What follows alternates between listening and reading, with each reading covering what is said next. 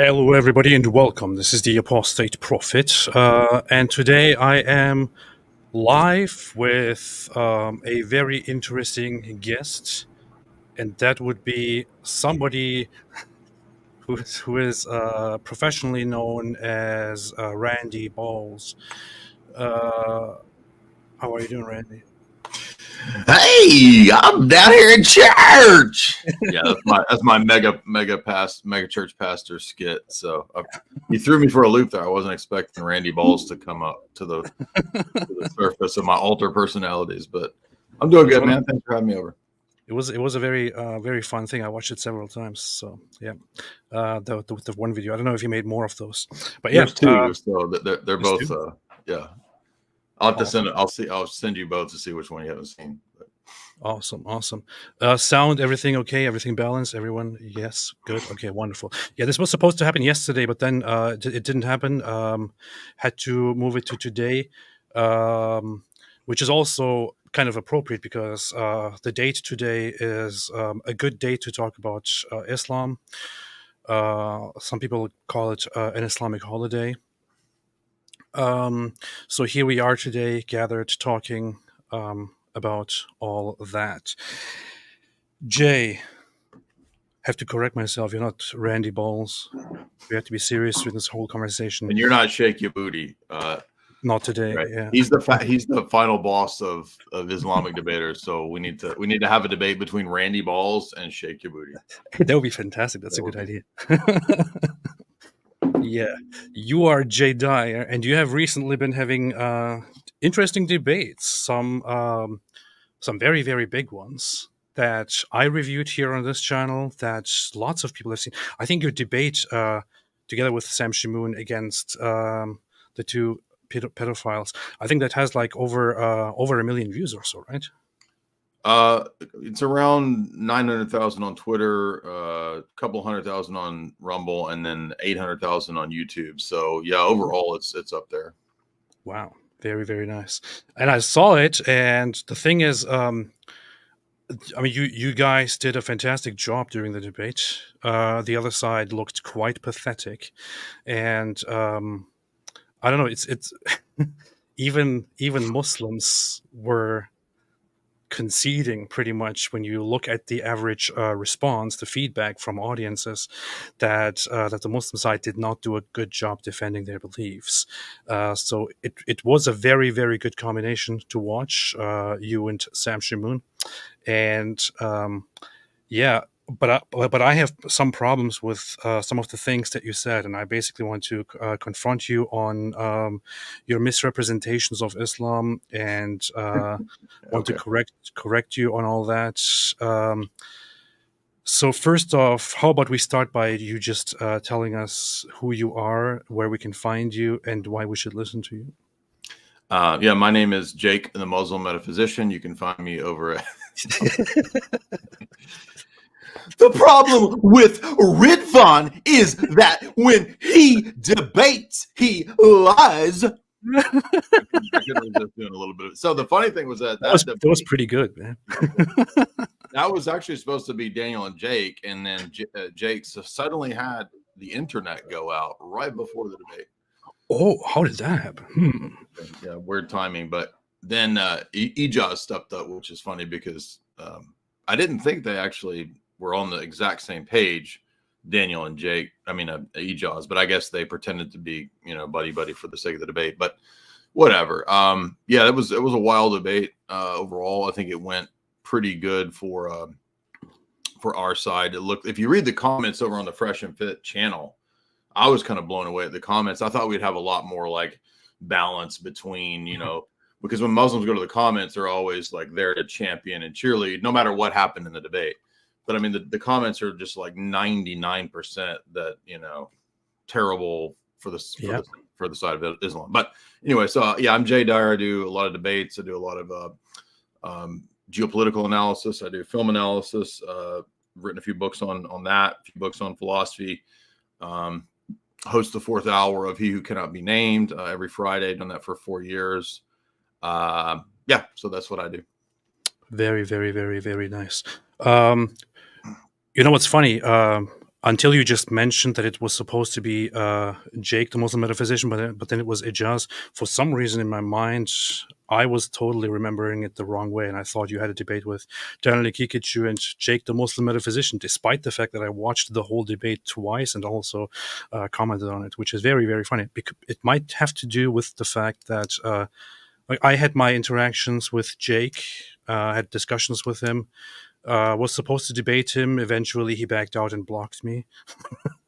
But it just to come in his place was just a very, very dumb move. I don't know who organized this, who came up with him as an alternative, but at least Jake could a little bit, by being coherent, and speaking the same language, appeal to audiences, and I don't know, get some kind of popularity, even if the stuff that he says is complete nonsense. But Ijaz is just, he's not likable.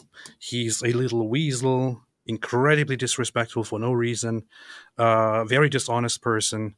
And he's on record, on audio record, calling somebody a wetbag piece of shit in a debate about Christianity.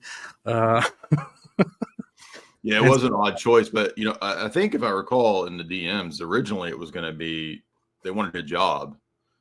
So, and I don't know who was going to be. It was Muhammad Hijab and somebody. And then, of course, he wouldn't do it, and then he backed out of the Sam Shamoon thing, and so there's a lot of backing out going on that side. I don't know what they're so worried about, but in the case of Jake, I think the pattern I've noticed is that Jake will really only debate when it's something relating to these really sort of abstract metaphysical topics. He won't go anywhere near the Quran. He won't go anywhere near comparison of biblical texts. And I think he kind of maybe even halfway will admit he doesn't really know that stuff. So for him, it's this sort of pseudo philosophical endeavor. Yeah, it's a funny thing. He wanted to press me on having a debate about the existence of God. I said, look, when I joined you guys, I had that debate only because I wanted to give you guys what you want, and then further have discussions about Islam. How about we have a discussion about Islam? How about we have a debate on Islam? He never would accept it. Eventually, I pressed him to accept it, and even then, and when we were about to have the debate in a few days, he made some dumb excuse about my post about Israel or something like that. He was like, "You're horrible. I'm going to block you," and then he blocked me. And he did the same thing with lots of other people. It's just he did that with Sam too, where they were going to debate, and he blocked. Oh, I've decided suddenly that you're too immoral for me to debate. I'm blocking you. So exactly, and it's not like we're doing something different from whatever we have done for years. It doesn't make any sense. Yeah. But let's come to your impression of Islam altogether. Of course, these are very interesting people. It's just a coincidence that they happen to have these similar personalities. Probably nothing to do with Islam. But you've had debates about Islam with Daniel now, with Ijaz, and with other people online. You have been hosting debates on your own channel, which I've seen, which seems to be doing quite well. We had conversations, you and I, about Islam in the past. What is your current impression of Islam, and how did it change over time? Yeah, I would say if you go back 8 or 10 years ago, I knew a lot about Christian theology, and I knew a lot about the historical disputes amongst Christian groups and whatnot, church history, but I didn't really know much about Islam at all. And so I don't even remember how the Islamic debate started happening. I think I had a couple friends, the guys that run Orthodox Shahada. They were like, hey, they were part of the Discord. They said, why don't you start debating Muslims? Because we got a lot of Muslims coming into the UK, coming into Europe. It's really changing the face of Europe. So this might actually be the future, because I'd spent so much time debating Roman Catholics and Protestants. So I think the first debate we did was kind of a so-called debate. It was Nizam Ghafoor, and then it was Paul Williams, and then it was Shabir Ali, then it was Sheikh Azrar Rashid, and then it was I'm saying the big name Muslims, and then it was Daniel, and then Jake, and then Ijaz and Daniel. So and then Muslim Lantern. So it's kind of a snowball thing that wasn't really planned, but in that time, and I still want to call myself an expert on Islam, but I've learned a lot. Learned a lot from you, learned a lot from Sam and many other people.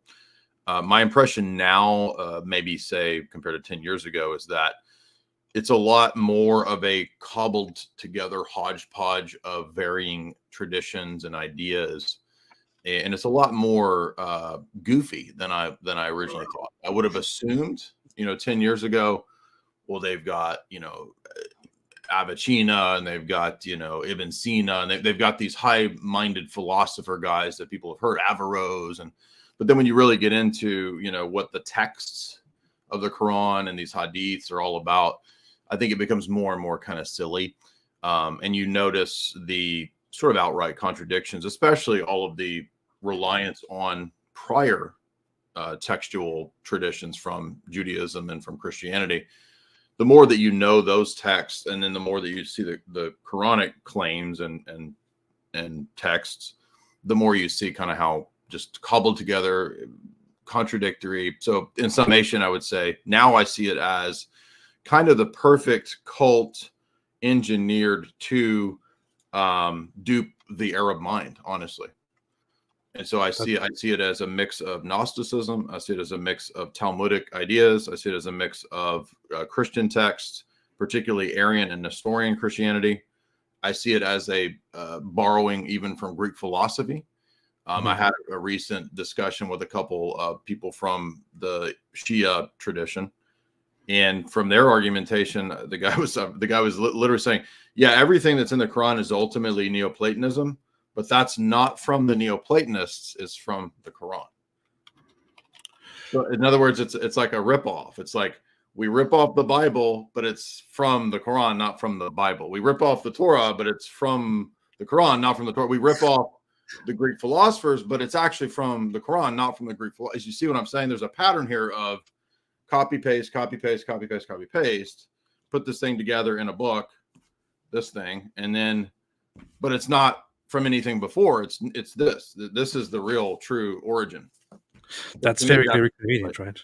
It's like if I write a book today and say that and claim that it is actually from Allah, who visited me after 1,400 years to tell me that Muhammad had a completely different message, which was unfortunately distorted and perverted by the Muslims who followed after him. And here is what he tells me. And then I just write a bunch of stuff that I base on the Quran, on different sources, but claim that this is all completely, totally original. It is kind of ridiculous. There is something that you said, which is which I can resonate with it. That's usually how I describe Islam. Like it's cobbled together with from different traditions and sources and all that.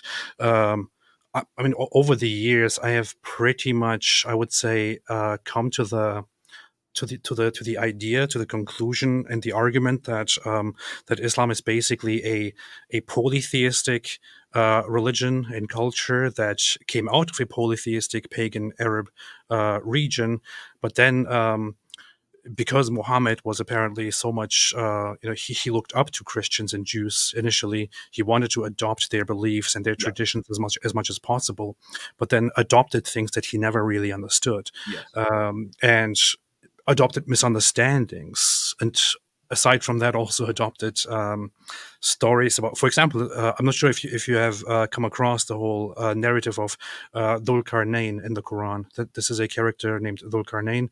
He is identified as Alexander the Great.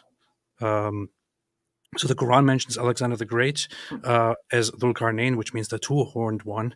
And this just happens because some people come to Muhammad and ask him about Dhul Qarnayn, and he's like, I'll get back to you.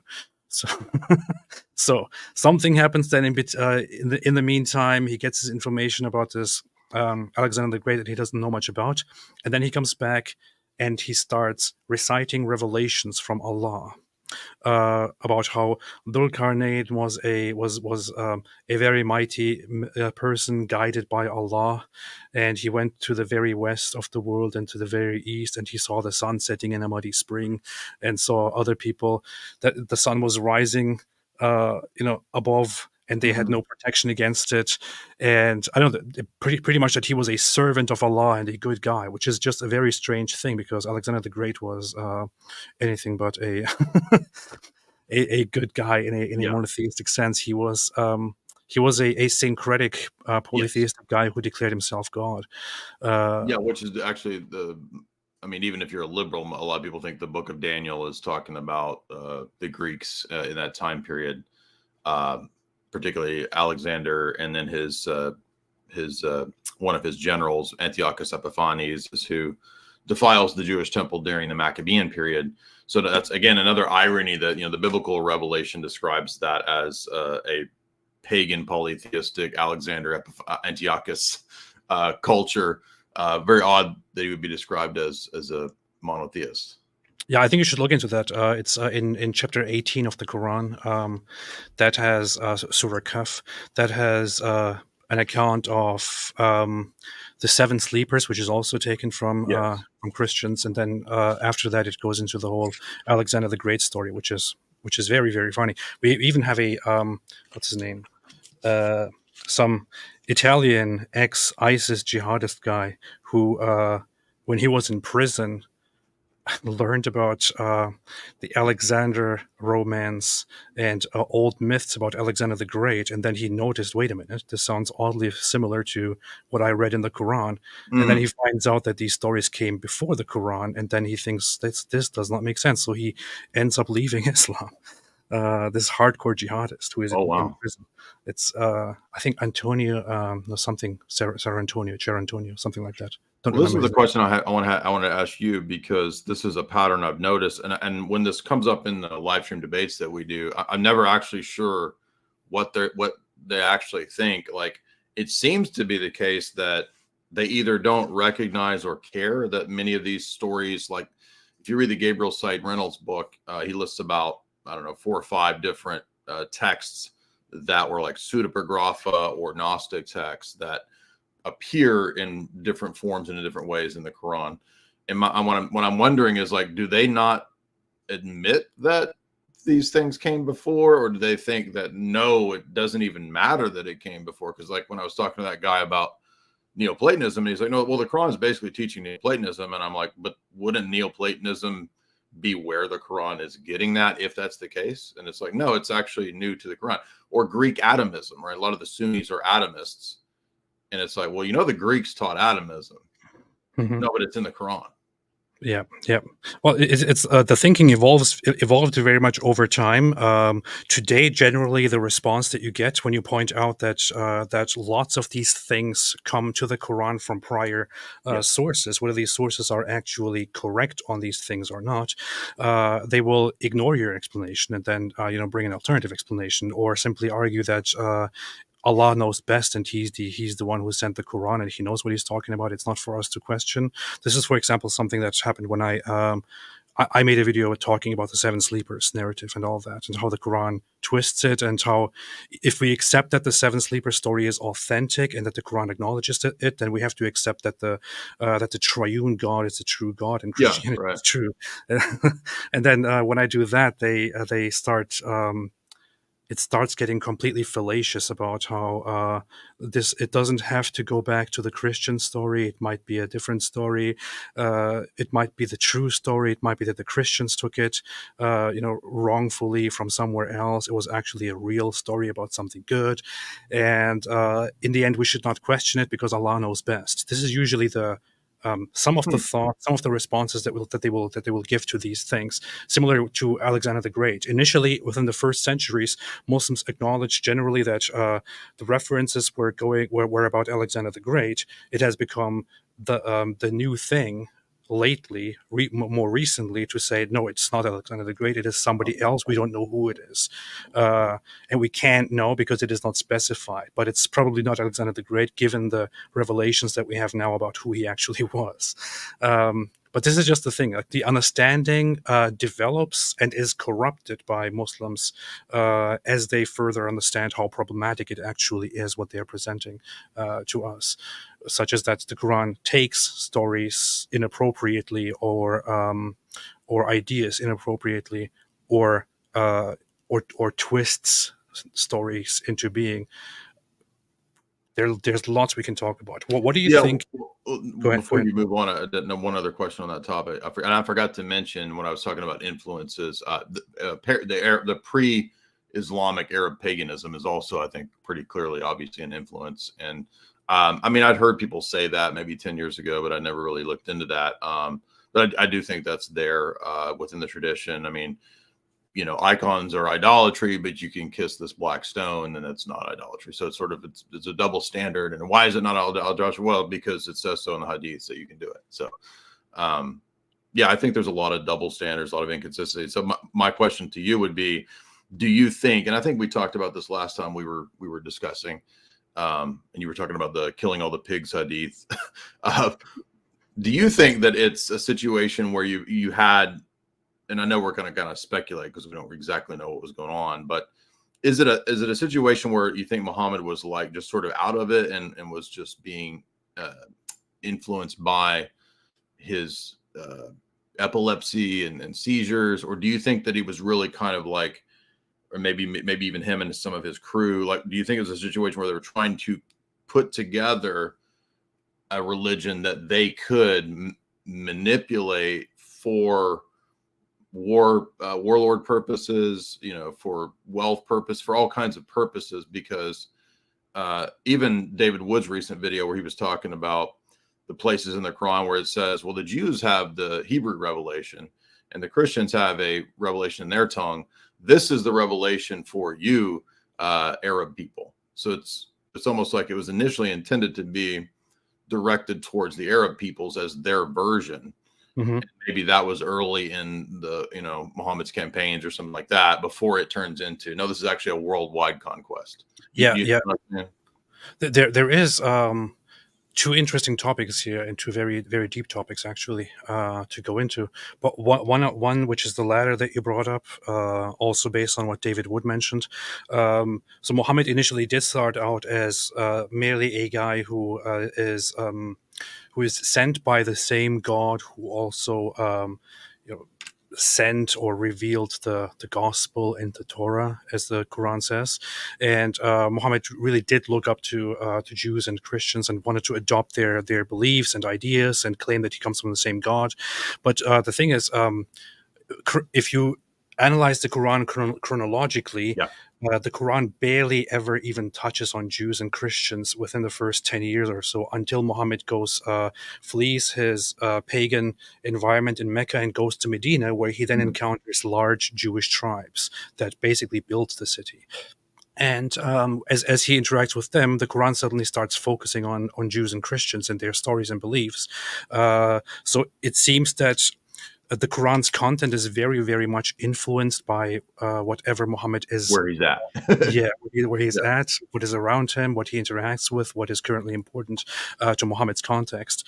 And initially he approaches them in a good way, like, hey, Jews, Christians, what's up? I'm just like you guys. You know, we're all on the same team. Yeah, same team. Let's join together. And it even proposes in the beginning to the Jews and Christians, let us come together to an agreement that there is no God but Allah, and so on.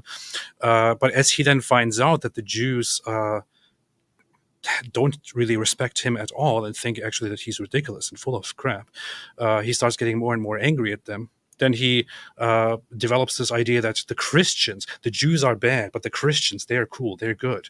Then the Christians start rejecting him, and then he's like, okay, Christians are bad too. Christians will go to hell. So, but along those, while having those developments, he simply he absorbs whatever he hears and whatever is given to him. There is I would say it is quite mixed what his motive is, what his reasoning is when he gets his stories and beliefs into his own religion. I would say that there is very strong evidence that suggests that he had some sort of epilepsy, that he had hallucinations. There are early narratives that he would come back from seeing the angel Jibril, and then he would be terrified and he would fall on the ground and start shaking and making loud noises and sweating. They would have to cover him up, and he would make loud snorting noises when he would get a revelation from Allah, which sounds oddly like a form of epilepsy. But it could very well be that he was actually deceived by his own hallucinations, by his own insanities, and that he actually did believe that he was getting revelations from Allah. But he was also convinced by other people around him, that who helped him basically shape the narrative that he was getting from his Jibril character. Yeah. Uh, you have, for example, in the Quran, multiple times people accusing him from taking stories from certain people around Mhm. him, and they call him the ear, by which they mean that he just listens to somebody who comes to him, and then takes whatever that person says and then includes it into his own religion as if they were original stories. Um, it's very hard to speculate and to figure out what exactly his motive was. But there are also instances, for example, where his dear friend and second Caliph Omar um, openly says in the Hadiths, he says that Allah agreed with me on 3 occasions. He says this is a follower of the close follower of Muhammad. For example, he suggests when he sees that Muhammad's wives go to the bathroom out in the desert somewhere, he repeatedly tells them, I see you, you should be hiding." Very creepy. And then he goes to Muhammad and says, Muhammad, cover your wives up. They need to be covered up. And eventually Muhammad is like, okay, fine. And then he receives a revelation in which Allah says that they should not go outside anymore unless necessary and that they should be covered up. And Omar goes, oh, good, Allah agrees with me. So it seems that that these people around Muhammad have an influence on what Allah reveals to Muhammad, and Muhammad also does. And it's hard to speculate always whether Muhammad was deliberately making things up, whether Yeah. others were in on it, or whether he was self-deceived. Well, great parallel. I'm sure you've heard a million times, but it very much reminds me of Mormonism and the way Mormonism operated with, Joseph Smith, Brigham Young. You kind of have this inner core of the original Mormon crew. They have these new revelations. They say that the prior revelation is fine, except when it contradicts the new revelation. So it's really just the same circle that we find with the Islamic dilemma for Islam, for Muslims. You've got the polygamy, you've got the weird polytheistic elements in Mormonism. I mean, there are a lot of parallels there, but the patterns are always that you look back to the previous revelation only when it confirms the new revelation. And again, in the case of Joseph Smith, I think there's multitudes of influences as well. And he seems to be similar to Muhammad as well in what you're describing, that he kind of hears all kinds of different things, because there's this story that Joseph Smith went to all the different denominations. And so he hears all these different stories, and then he decides they're all wrong. He goes in the woods and prays, and then this angel appears to him, just like the angel appearing to Muhammad. And then there's a new revelation based on these new texts. And only the Book of Mormon is really the infallible text, and everything else has to be judged by it. So, I mean, the patterns are the same for most cults, actually. I would say a lot of cults. But I think if you look at Mormonism, just from that cultural perspective, it's really geared towards, 1800s, prairie-minded people moving west. Islam very much oriented towards, 7th century Arabs. And my next question to you would be, would that explain the seeming contradictions about what Muhammad says about Christians and Jews? Because it seems like at times it sounds like we're all people of the book. We all are fine. Let the Jews judge by the Torah. Christians can go judge by their revelation. But then later we get this. But also, if you're a Trinitarian, you're going to hellfire, right? Yeah, yeah. I actually put together a list of Quran verses about all Quran verses that address Christians or that mention Christians directly in chronological order, and you can And it observe a matches up very to that very chain. clear pattern there. Oh, At wow. the beginning, very peaceful and reconciliatory, and then it gets more and more like, okay, you are wrong, but we are still okay. Yeah. You are totally wrong. You should follow your book instead of making up things. Until finally, the final chapter of the Quran in chronological order is chapter 9, where the Quran completely shifts to Christianity is unacceptable. It will not be accepted. You have to become Muslims or else.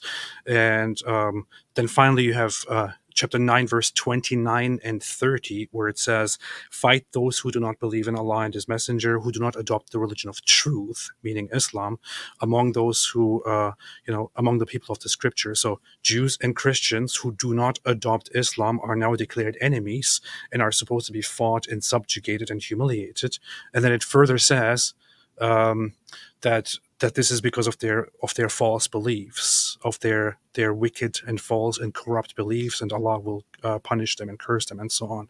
So that is indeed the explanation for it. There are some people who, of course, choose to point out the good verses and leave out the bad ones.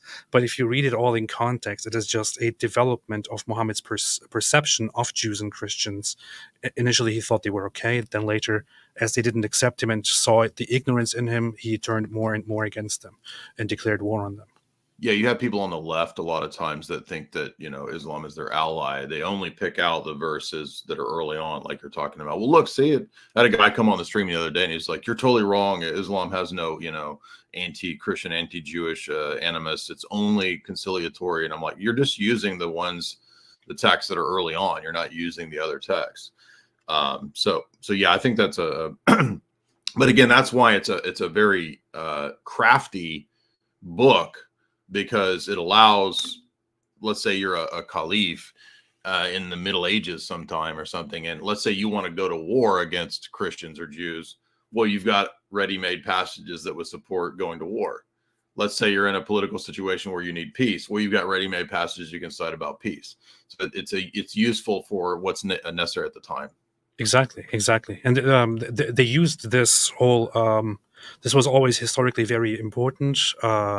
Just to put on the screen here, the verse 929, which is, I think, my go-to verse when it comes to explaining the Islamic stance on non-believers, specifically Jews and Christians. There are others, such as 98:6, which says explicitly that Jews and Christians and polytheists who don't believe in Islam are the worst of creatures and Muslims are the best of creatures. But here 929 says, fight against those who do not believe in Allah or in the last day, and who do not consider unlawful what Allah and his messenger have made unlawful, and who do not adopt the religion of truth, that is Islam, from those who were given the scripture. So Jews and Christians, if they don't adopt Islam, fight them.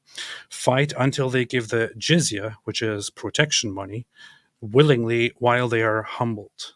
And there are people who will twist what jizya actually is, and they say, oh, it's just a tax, man, just a tax. But it's quite clear historically. Jizya is specifically for disbelievers. It is supposed to be taken from those who want to live as subjects of Muslims and not convert to Islam. If they fail to give it, then they are fair game. So this is basically protection money. That's literally what it is. Yeah. And further, I had this one noted. What was the other text? You said something. Oh, 98, 98 verse 6.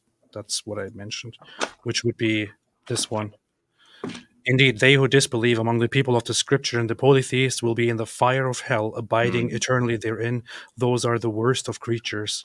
And it further goes on saying, indeed they who have believed and done righteous deeds, those are the best of creatures.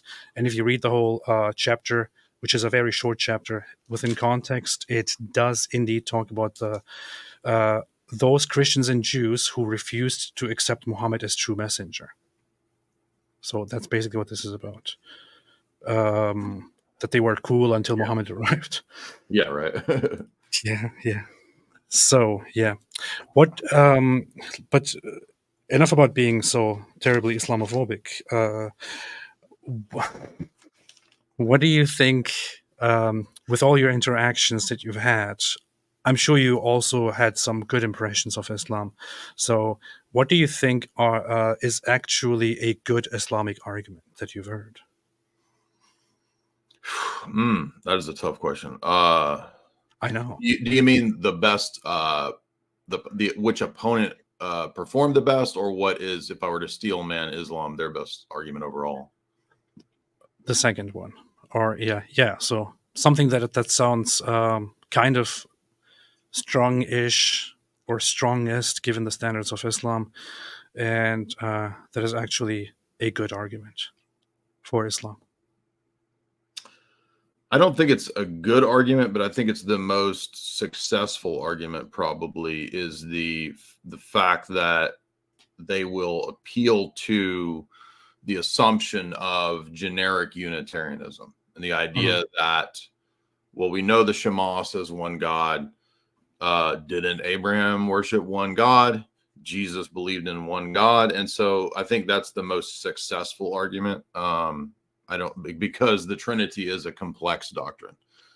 I don't think it's a good argument. I think that when you look at the texts, it's very easy to see that the Torah, the prophets, they do teach more than a bare generic Unitarian deity.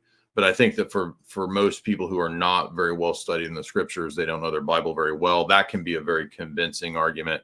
And then they always try to sort of put us on the defensive as if we have, an insurmountable challenge in trying to demonstrate the Trinity. And one way they also are successful in that is that they always try to assume that you're going to prove or disprove this by one text, one verse. And that's not really fair. First of all, because they expect us to not, demand they prove a doctrine from one verse in the Quran. But yet we have this burden of proof that the Trinity or Jesus being God has to be this verse, or Jesus has to say, I am God, or I am Yahweh, or you must believe in the Trinity. Where the Bible say Trinity? So those are, unrealistic expectations for how, we don't believe that that's how you would go about proving it. And by the way, you don't believe that about your book. So I think those are the most successful arguments I've seen that them have. Maybe second would be, challenges about how can Christ be fully God, fully divine?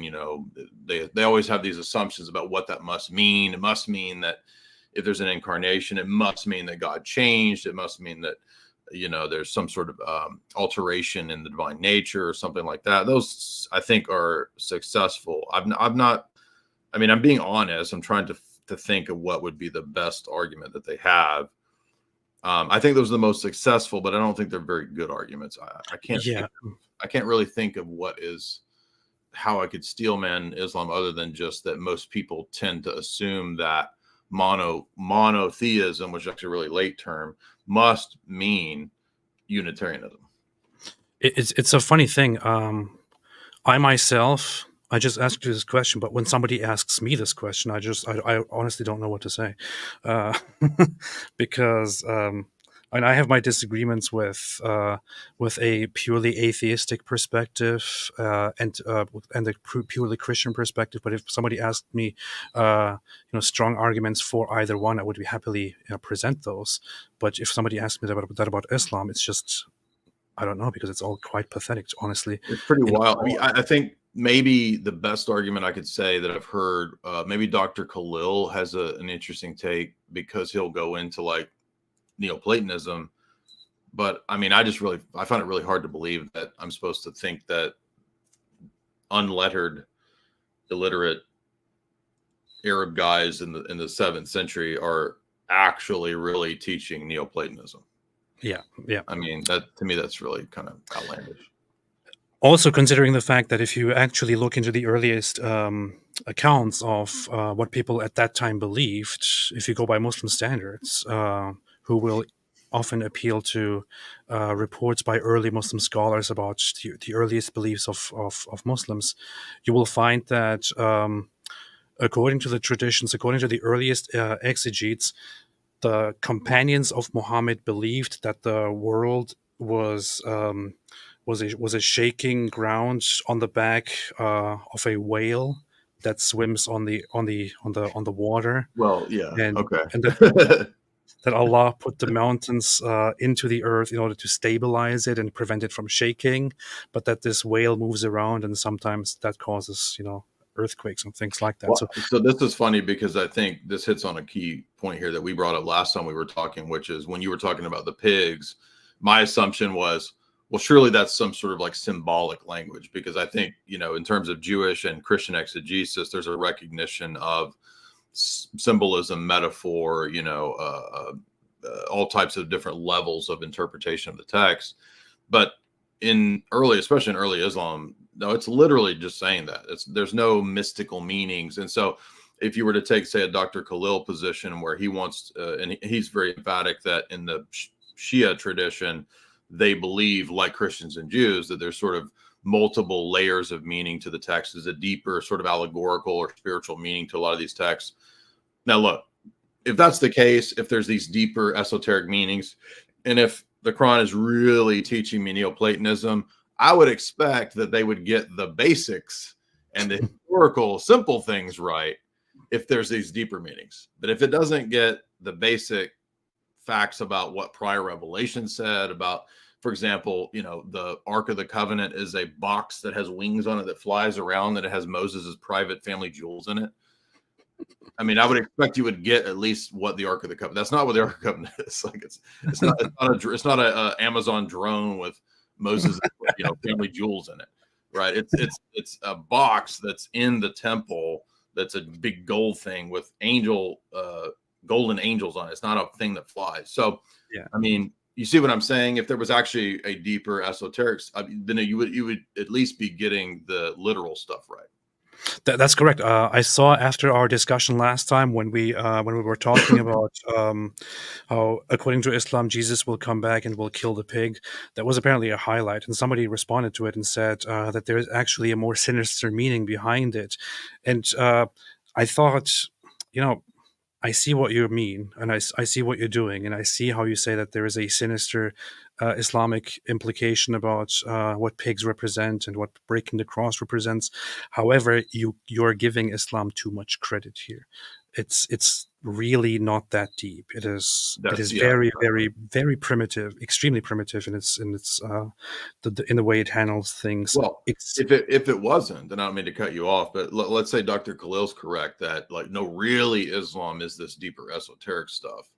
Well, then why is it so clouded and clogged up with the goofy hadiths that aren't deep and esoteric? Well, there are some very deep hadiths, to be honest. For example, one which I would like to have your input on would be one thing that Muhammad said, which was, the eyes are the leather strap of the anus. I knew you were going to bring something absurd. I was like, for 1 second, I was like, oh, what if he's gonna bring out Muhammad's physical treatise on reality and being, and it's the eyes of the leather strap of the anus. That's a new one to me. I didn't know that. That does sound pretty deep. This is an actual hadith. It goes. I guess you could give a esoteric. I don't know what it would be, but by the way, on that topic. You know what this actually sounds really similar to? Have you ever heard of Jim Jones's? He would go into these long, weird discourses, and he has this idea that God farted out the universe. I mean, I know it's goofy, but you find at times these cult leaders will kind of they'll kind of spill the beans on. It's just crazy BS. You know what I mean? No pun intended. Beans. But yeah, Jim Jones is my favorite cult leader, so I know quite a bit about him. He's your favorite. You collect them like Pokemon. You got cards. Yeah. I finally got this one. Interesting stuff. Yeah, but just to explain to you what the deep meaning of the eyes of the leather strap of the anus means, what Muhammad meant when he said that was. So you are supposed to do the ablution whenever you do a prayer, right? But if you go to sleep and you fall asleep, you don't have full control over your anus anymore, and you might fart, which might invalidate the ablution. So his idea was the eyes are what keep the anus shut, because they are the leather strap that keep it shut, like on a bottle back then.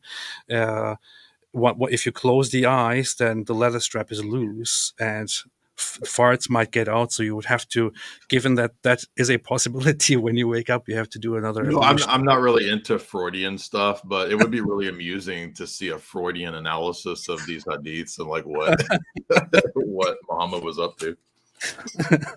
Well, no, that's a wild one. I mean, are the hadiths basically just a giant encyclopedia of like crazy stuff that people are discovering like on a daily basis? Like, is this just endless, this stuff?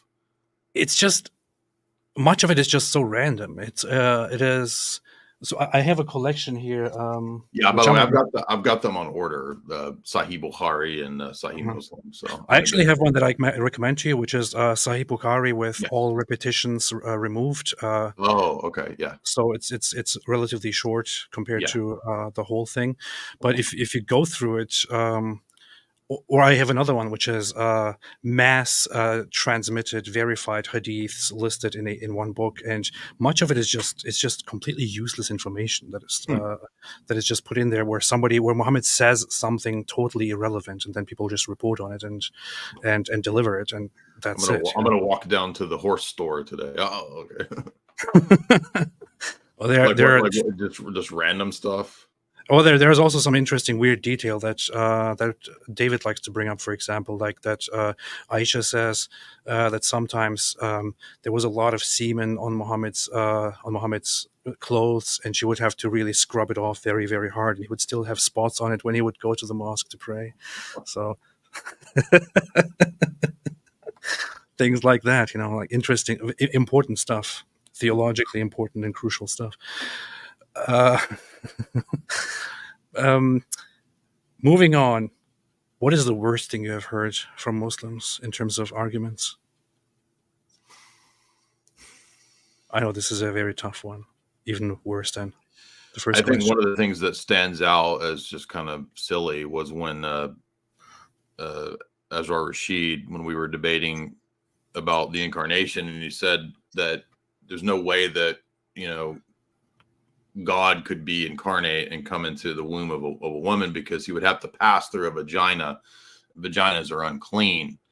And I might have mentioned this last time, I don't know, but it's like, well, but didn't Allah create vaginas? I mean, what? So I mean, but then again, it's like, well, yeah, but Allah can create good and evil, dark and light. He creates the wicked as well as the good. He wills evil directly as well as the good. So, um, I mean, if Allah is the greatest of deceivers, then like, why is it wrong anyway, right? So I thought that always stands out as a funny objection.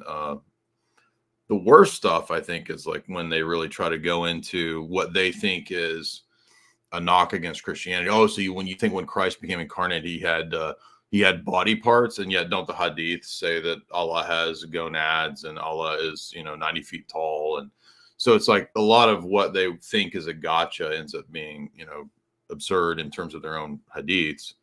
Um, Worst argument, I think the Islamic dilemma is pretty stupid if you think about it. Like, you want this book to be confirmed by the prior revelation, and then literally, like Ijaz said in the debate when Sam pinned him, he said, "What did Ijaz say? Uh, yes, it's all corrupt, but a lot of places in it are true when it confirms the Quran."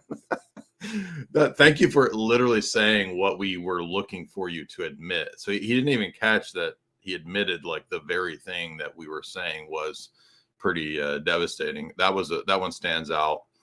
And it's a very, very clear display of a fallacy, and Yeah, he just says it right away. word for word. Yeah, Yeah, it's very, very interesting. But this is the perspective. This is what you are left with. Initially, the Muslims thought that the Torah and Injil contain truth, and they are the truth actually, and they were revealed by Allah, and they are truth as they are. And Jews and Christians are supposed to still follow those books. And this narrative never really changed in the Quran. There is no yeah, single Quran verse which actually explicitly says that those books are no longer authentic, or that they have been literally right. physically corrupted. It still insists that they should have just followed those books, or should just follow those books. But you can't really make sense of it, because if you actually open those books and read them, then you have to conclude that Islam is false. Right. You can't have both religions to be true at the same time, or three true at the same time. Well, It's this suggests too that Muhammad was probably relying on a lot of people who couldn't read. yeah. So Yeah. he's relying on an audience that, even though he's saying you can check with what came before, I'm saying everything consistent with it. Well, if I actually go and read it, obviously that's not true. So I think the assumption was that maybe most of the audience is not actually going to do that, or they don't know what the texts actually say. And then also, I think this one gets overlooked because I notice more and more Muslims saying this, but it's a really stupid argument when Daniel said, look, Islam is simple, and wouldn't God make the true religion more simple? Therefore, it's got to be Islam, right? I mean, to me, that's just such a stupid argument. Number one, because first of all, it's a fallacy to think that because something appears to be simple or that it's similar to grasp, it's a version of Occam's razor fallacy. That has nothing to do with whether it's true or false. I mean, errors can be very simple. Does that make the errors true because they're simple? I mean, it's silly, right? But also, the Quran itself says in multiple places, we've made everything clear. Everything is extremely clear, very clear. Like it says this over and over and over. And then there's another verse where it's like, well, many of these verses, only Allah knows what they mean. Well, now I thought Yeah, exactly. clear, right? So wait a minute, is the Quran extremely clear, or is it complex and only Allah knows many of these passages and what they mean?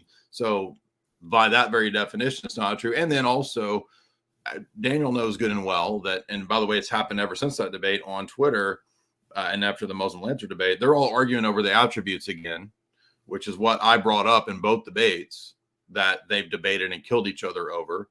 Both of them, both debates, the Muslims lied and acted like, what is Akida? Never heard of this. Oh, this is never what? What are you talking about? Acting like there weren't famous wars and debates over the eternal Quran, over the attributes and the essence. And they're now debating it on Twitter, exemplifying the thing I said, that they debate this. When in the debates, they said, we don't debate this stuff. We all agree Allah is one. So they play word games. They know good and well that I wasn't saying that, yes, of course, you all say Allah is one, but what that means, you all fight over. That's the point. So no, it's not simple. There was a very, very dirty moment by Muslim Lantern, who probably stole his name from me, ex-Muslim Lantern, who said during the debate when you talked to him about Akida, he's like, Akida, I don't know what that is. What's Akida? What's Akida? What's Akida? If you want to joke about it for a second, okay, go ahead and do that. But he's actually using that as a debate tactic, pretending that he doesn't know what Akida is, because he's like, oh, you mean Akida, not Akida. You know exactly what is being said. You're not being funny. You're not ignorant. You know exactly what's being said. But he actually dodges the issue by saying, "Oh, I don't know what that is," which is a very interesting tactic. It's just within Islamic apologetics, it is considered acceptable, widely acceptable, to simply deceive, to lie, to trick the opponent, to be dishonest. And this shouldn't be the case. This shouldn't be the case for a religion that supposedly represents this ultimate, fantastic, great morality, Exactly. Yeah. As opposed to all the corruption in the world and all the people who went astray. This shouldn't be it. If you lie, if you act dishonestly during debates, this just says a lot about your religion. Well, it signifies a weak position. Yeah, If exactly. this is a strong position, I don't need a bunch of tricks and cunning and schemes and tactics. I can simply present the positions. I can present the truth.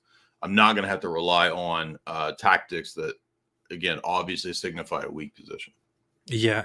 And the whole thing about the Trinity versus Tawheed is a very, very interesting perspective. I get it. They like to appeal to that because they can get the average Muslim follower to say, "Oh yeah, look, makes so much sense," which is a very weird way to handle things. It mostly appeals to Muslims who already believe in the Tawheed. Will say, "Yeah, look, Trinity doesn't make sense. Look, Trinity is too complicated." Well, first off, I never agreed, and personally don't agree, that the simple belief in the Trinity, within the Triune God, is a complicated issue. It may be complicated if you go further into the first centuries of Christianity, for example, and discuss the nature of God, discuss the Christology in detail, and all that. But these are things that Christianity handled in the very beginnings, a long time ago. Similarly, Islam had disagreements, as you just mentioned, about the nature of Allah, further about the Quran's createdness, whether the Quran is created or not, or is an eternal speech of Allah that always pre-existed or not. Then they had an issue on predetermination and free will, which they killed over. there was one group known as the Mutazila who had Mhm. who stuck onto the point that predestination doesn't make sense, and that the Quran is created, and they were Right. declared heretics and Right. fought and also killed and punished over these things. If you want to come to the complications of the details of your theological beliefs, we can also talk about Islam in that regard. Um, there is nothing really complicated about Jesus, about the divinity of Jesus, about the Holy Spirit, about God the Father, and so on. Plus, they also engage in this tactic where they specifically talk about the doctrine of the Trinity and the Council of Nicaea, for example, and act like prior to this, Christians didn't actually hold on to the idea that there is the Father, the Son, and the Holy Spirit, when we know very well that this is early Christianity. The first sources on Christianity talk about the Father, the Son, and the Holy Spirit. Uh, if you want Yeah. to specifically talk about the formalization of the Trinity, that is a different matter. But that in no way invalidates the belief in Father, Son, and Holy Spirit, which was always there, right? Yeah, we did a stream with Inspiring Philosophy, which you can find on his channel still, where we spent about 2.5 hours going through just first and second and third century patristic text references to the Trinity. And so, first of all, the word is used prior to Nicaea. You can find it in Theophilus. You can find it in Tertullian. And even though Tertullian did not end his life Orthodox or in the church, he does have a lot of historical texts that attest to the beliefs of that time. And so, there's a plethora of information and texts from Irenaeus to Ignatius to Clement to Theophilus of Antioch to Cyprian to Athanasius, Alexander, all who have famous written texts prior to Nicaea that basically demonstrate that when Nicaea comes together and meets, they're not saying anything new. And this actually, another example of this is that, and I'm not singling out Inspiring Philosophy here, but a lot of Protestants actually end up becoming Orthodox or Catholic over this point because they realize that, hey, actually, I can actually go read all these people from these first 3 centuries. Most Muslims that I've encountered are not even aware that there are these people, unless they want to go to one text in Tertullian or one section of Justin Martyr, where suddenly now, right, they teach anti-Trinitarianism. Well, I don't think they teach anti-Trinitarianism if you look at the context. And Shimon has a video where he goes into what Tertullian's actually saying. If you read that whole passage, ultimately it doesn't even matter because Tertullian left the church, so I don't have a problem admitting that Tertullian made errors. They'll also do this weird trick too, where they sort of expect the Christians to hold to some standard that they have. And in our perspective, we don't think that every church father has to say everything perfectly or get everything correct. They can make a mistake. It's the judgment of the church from the Christian perspective as to whether somebody like Origen is a heretic or Tertullian's a heretic, or whether somebody like Justin Martyr, even if he didn't say something perfectly, is still within the bosom of the church. So they have these kind of weird, just all over the place standards that they'll expect your position to conform to what they expect. For example, yesterday I was debating with a Muslim, and he said, this was a new one. This is a funny version of this. He says, Torah has to be like the Quran, a direct revelation to Moses that Moses spits out from Allah. He says that's what Torah is, and he Because says, that's the Islamic standard, right? yeah, it's like at the end of it, it talks about Moses dying, and so therefore Torah is not what you have. I'm like, that's your idea as to what Torah is. That's not what we believe Torah is. So I'm not bound by your standards, right? So I think there's a real deficiency when it comes to they seem to be typically incapable of understanding what our position is, and I think they don't want to. I think there's a desire to not even care what the other position is, which is funny because if you want to be a really good debater, you want to know the other person's actual position. That's true. The problem is that Islam is incredibly ignorant. It lacks the knowledge of the biblical tradition, biblical Exactly. beliefs and scriptures. The Quran is a tiny book in comparison to the Bible that you have. Um, it is a tiny book compared to the Christian Bible, a tiny book compared to the Tanakh. It is a tiny book compared to Christian Jewish tradition. It does not compare. And coming from that position, from that perspective, from what Muhammad and his followers developed in the 7th century, and then judging the Bible and expecting it to be on your standard, expecting it to be Right. to abide by your standards is ridiculous. It is completely ridiculous, and they make a lot of mistakes there, including. They don't understand what the Bible actually is. They don't understand what the Torah actually is. Right. They don't understand what the gospel The Injil, actually right? is. They The think it's a Injil. book that floated down, right? Yeah, exactly. They don't know. They when you explain to them what the Gospels actually are, they think, "Oh, it can't be true." Well, so people wrote it. Well, no, it must be revelation. It must be Allah. Must be speaking it. And so this Yeah. is not true. This is not gospel. Yeah, I But was that just is listening gospel. to so Dr. Khalil just did a long talk contrasting the Athari and the Ashari, or well, Ibn Taymiyyah Salafi Athari view versus the Ashari view of not just attributes, but also in what way the Quran was spoken by Allah, and then Allah made Gabriel understand the uncreated speech so that he could then tell Muhammad to write down a created version of the Quran.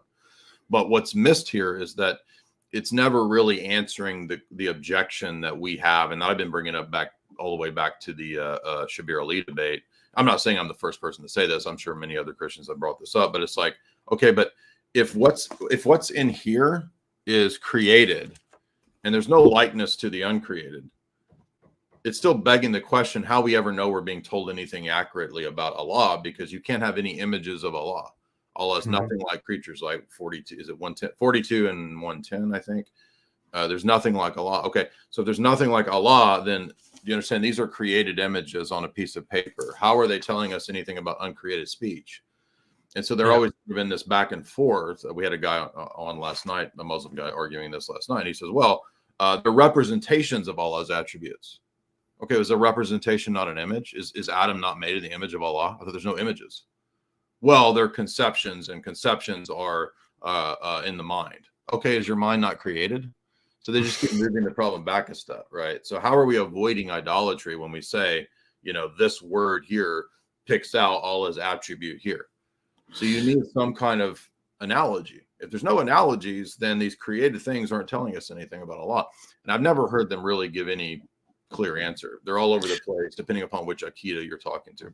This problem is why the Hanbali point of view, which later developed the whole idea of the Athari point of view, the traditionalist or ultra traditionalist revivalist point of view, which is why they developed this whole idea of what we know about Allah comes from several sources: that he has at least one leg, 2 right arms, and but we are not supposed to think about this any further.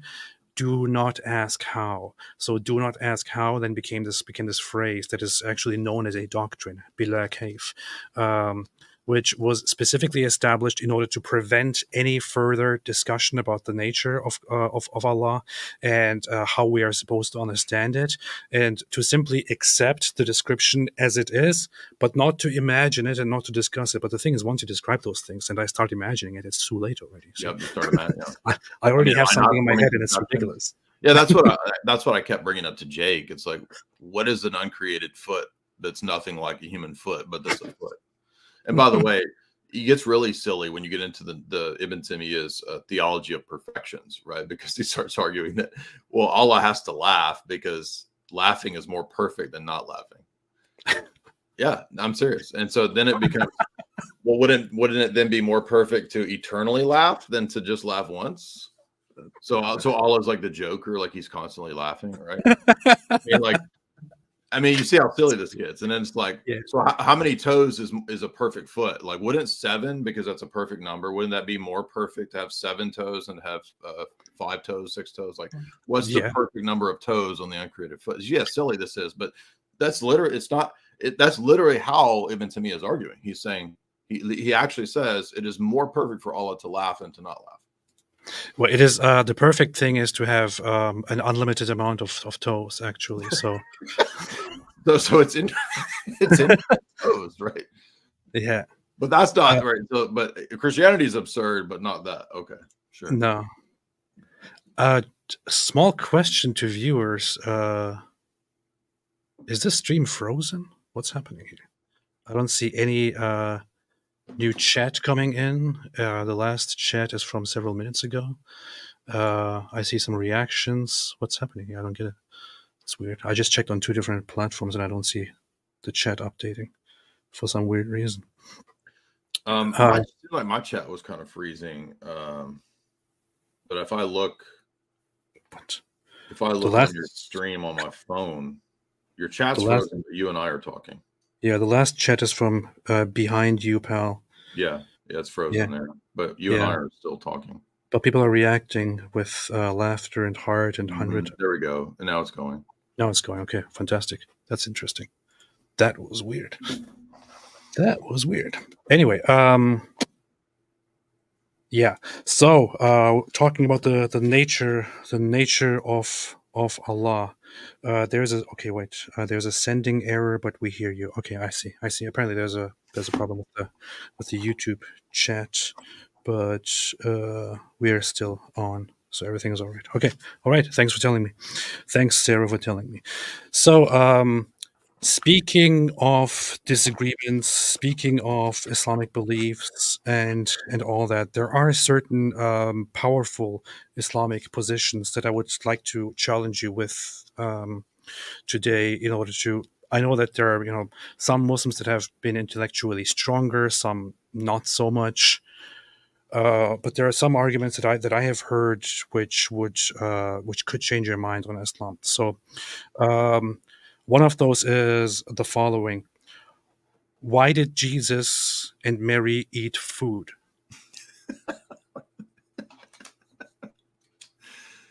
I can't tell if you're being silly, right? Yes. Is it so? I mean, I could understand maybe thinking, well, if Jesus is divine, why does he need to eat? But so they include Mary in this objection? Is this the Quran says that the Quran says that Jesus and Mary were just regular humans and they both ate food. So, the question here is, when it is quite clear, as the Quran says, that Jesus and Mary both ate food, why do you consider them both gods? So first of all, Mary isn't a god. She's not a goddess. She's a creature. She will always be a creature. We think creatures can be exalted by God to have honor and status above others. We think about this even in the human realm. A king has honor and status above, the rest of the people in his kingdom. So in the same way, in the kingdom of God, God can honor and exalt people. We see in Psalm 45, the mother of the queen standing next to the king in gold of Ophir. We think that's a type and image of the Virgin Mary. Now, when it comes to the Son of God, we think that as a subject or an agent, he's identical to the second person of the Godhead in the Trinity, the Logos, the Son of God. So even though he has a fully human nature, we don't believe he's a human person or a human hypostasis. That would be what's called the Nestorian view, and that's what the Council of Ephesus rejects. So we don't think that he's a human person, but he has a fully human nature. That's premised on the Orthodox and patristic teaching of the distinction between nature and person. And that's partly how we have the doctrine of the Trinity. It's how we have Christology. And it's how humans have a distinction, we would say, between person. I'm the person, Jay, but I have the human nature that you have. We all have a common human nature. You're the person, Ridvan. I'm the person, Jay. And there's a distinction there between that. So likewise, in Christ, he's a divine person, but he has a fully human nature. And thus, having a fully human nature, he would get tired. He would cry. He would need sustenance and food because he willed to have a fully human nature. So a lot of times you'll notice in Islamic debates, everything is sort of assumed to be either or. Either he's this or he's that. It's either this or that. And in most Orthodox theology, it's a both and. So we're usually saying there's a relationship in terms of how grace works. Grace and free will work together in synergy. Christ's human nature and his divine nature are fully human, fully divine, and they work together in synergy. So likewise, here, his human nature is real, and so there's no trick going on. You had, for example, in the early church, certain groups that taught that Jesus didn't really have a human nature. It was kind of like a phantasm or a hologram. They're called the Docetists.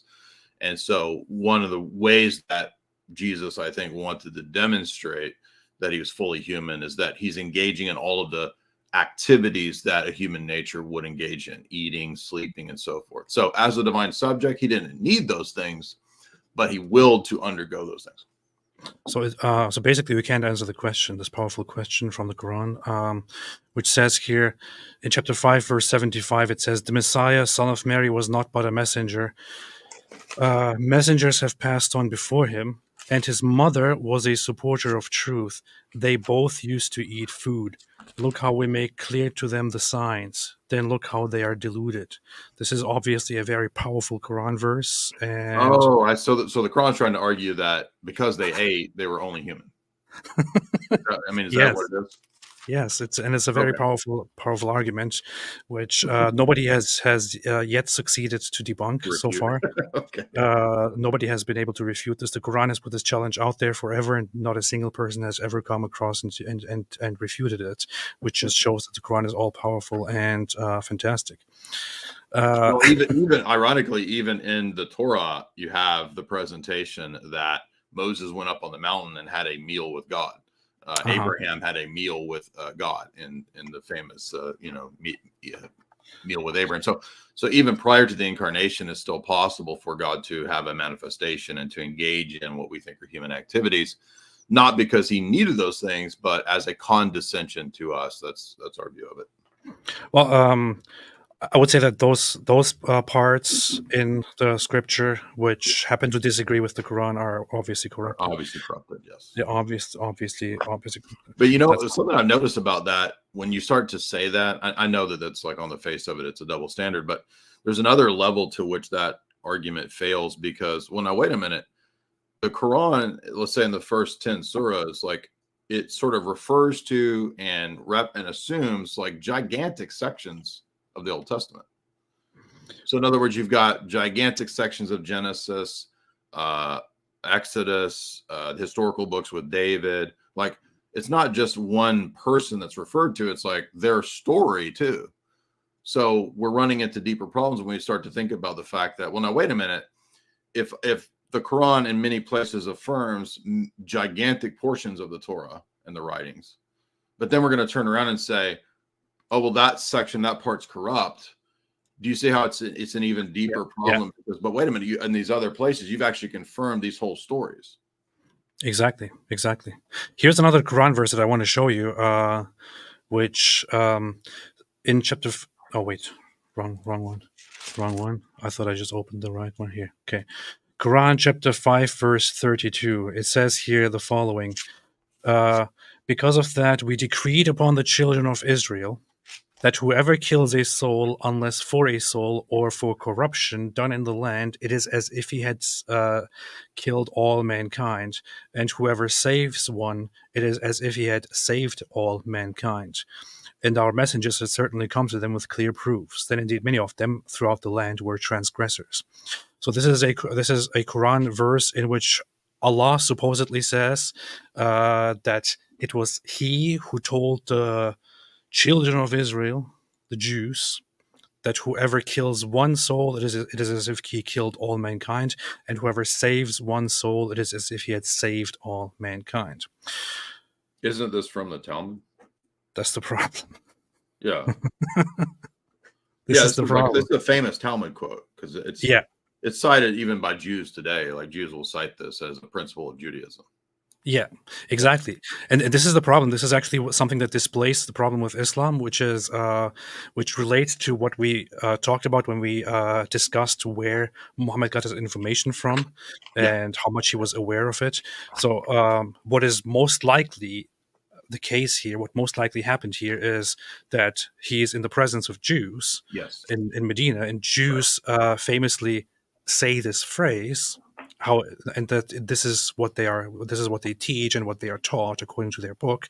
And Muhammad then thinks that this is actually found in a revelation from Allah, although it is not. This is literally just a rabbinic interpretation. And then he adopts this into the Quran and says that this is what Allah said to the Jews, which is very funny because on the one hand you have Muslims nowadays arguing that the Bible was corrupted, was partially corrupted, and there are some divine revelations in it still, but most of it is, or much of it is corrupt. Right. But then the Quran actually wrongly appeals to a book or a text that was written by humans as an interpretation of divine Thinking revelation. that it's Yeah, Allah speaking in yeah. the Torah. Yeah. Exactly. This just really displays the So it's a weakness. misquoted. Yeah, this is like, yeah. Why did Allah not know the source? Right? Exactly. Exactly. Exactly. He didn't know. That's a great point. When you bring this up nowadays, you will get excuses from Muslims, which go into the direction of, well, Allah told people something, and maybe this was at some point in the Oh, Torah, okay. and So then that's ad they hoc, removed right? it. Ad hoc. It's just, well, maybe at one point Yeah, it was yeah. actually in Torah and it got lost or something. Yeah, yeah, and it doesn't even make sense. Like, it wasn't a Torah, but the Jews, they didn't bother putting it back into the Torah, but they did write it into the But they put Talmud. it in the Talmud, but not yet. So we're Yeah. going to erase it from the Torah and then we'll stick it in the Talmud. Okay. It doesn't make much sense. Next question that I have for you is: we just talked about Jesus eating food, and Jesus was in an environment that was a Jewish environment. So Muhammad said that meat decays and goes bad because of the children of Israel, so because of the Jews. So can we assume, therefore, that Jesus most likely also ate meat that would decay? Okay, so this is a new one to me. I'm not understanding the argument. I'm trying to figure out why would they get that. One thing I'm noticing is that a lot of the things that kind of sound odd or that you hear referenced in Islam like this, and kind of like when you were bringing up the pig thing, like it sounds like places in like Ezekiel or like areas of the Old Testament where he misheard or misunderstood what it meant, and then he like repeats it. So this sounds like the manna would be set out overnight. I know that manna is not meat, but it would go bad overnight. So does he think that the food was given to the Jews in the wilderness and it decayed and went bad, so they couldn't collect it? I mean, it literally says, the prophet said, were it not for Bani Israel, so the children of Israel, meat would not decay. And were it not for Eve, no woman would ever betray her husband. So meat So obviously maybe goes making a bad. connection between Eve and the fall in like of Adam and Eve, that Adam and Eve fall, and so that leads to decay and corruption in the world, and thus kind of like Eve fell in the Garden of Eden. I mean, this is really bizarre. I have no idea. This is a new one to me. Well, obviously, meat goes bad because of the Jews. So, I would always, remember, if you ever store meat and it decays, it goes bad and has a bad smell to it, and you can't use it anymore, it's because of the Jews. You can blame Netanyahu for that. So wait a minute. They have to have some explanation. So tell me, please. Let's Steel Man. What's the explanation for this? I mean, you can look into explanations which were developed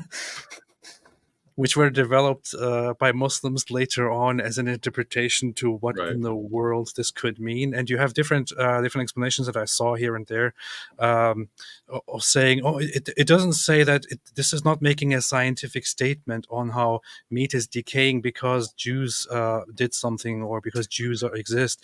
It is merely pointing out that that meat was made to decay by Allah due to the wrongdoings of the children of Israel. But that doesn't change anything at all. It's just it's ridiculous in any case.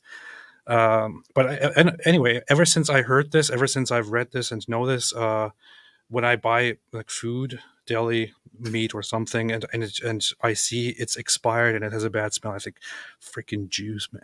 So so this is all meat in the world, though, right? Yeah. So if you're like a Chinese peasant, right, and Yeah. your fish goes bad, Jews. It's okay. Jews. I mean, it's not even a question. I've never even heard of Jews, but Well, it's the Jews. Yeah, right. Okay. It's ignorance, of course. If you don't know that it's the Jews, then you might not know because you don't know what a Jew is. But it doesn't change the fact that it's still the Jews' fault. So yeah. So if Tiny Mustache Man had been successful and we didn't have Jews, would meat be like immortal? See what they took from us. Like all meat would be beef jerky, automatically eternal meat. Wow. Exactly. We would never ever have to care about storing meat properly again. So this is like Russian roulette of like the craziest hadiths. So you're stumping me. Basically, you're totally debunking all Christian theology today by these ironclad hadiths that I don't know about. So you've stumped me. Exactly. Speaking of culinary miracles, the next one would be I'm just going to invoke Saint Gordon Ramsay and Saint Guy Fieri for any culinary apologetic challenges here. When a fly falls into your soup, you have to make sure that you dunk it fully in, so that the other wing also touches the soup, because that will cure the disease that is in the fly, and then you can eat it again. Why did Christianity never inform us of this beautiful piece of wisdom? Because we were deceived by Jews, and we didn't tell you guys the truth about a fly in the soup. Well, that's actually a good point. Oh, but wait a minute! I just realized something. What? Jeff Goldblum is in The Fly. He becomes the Fly. He's a Jew. He's a Jew. I'm noticing something here. Oh.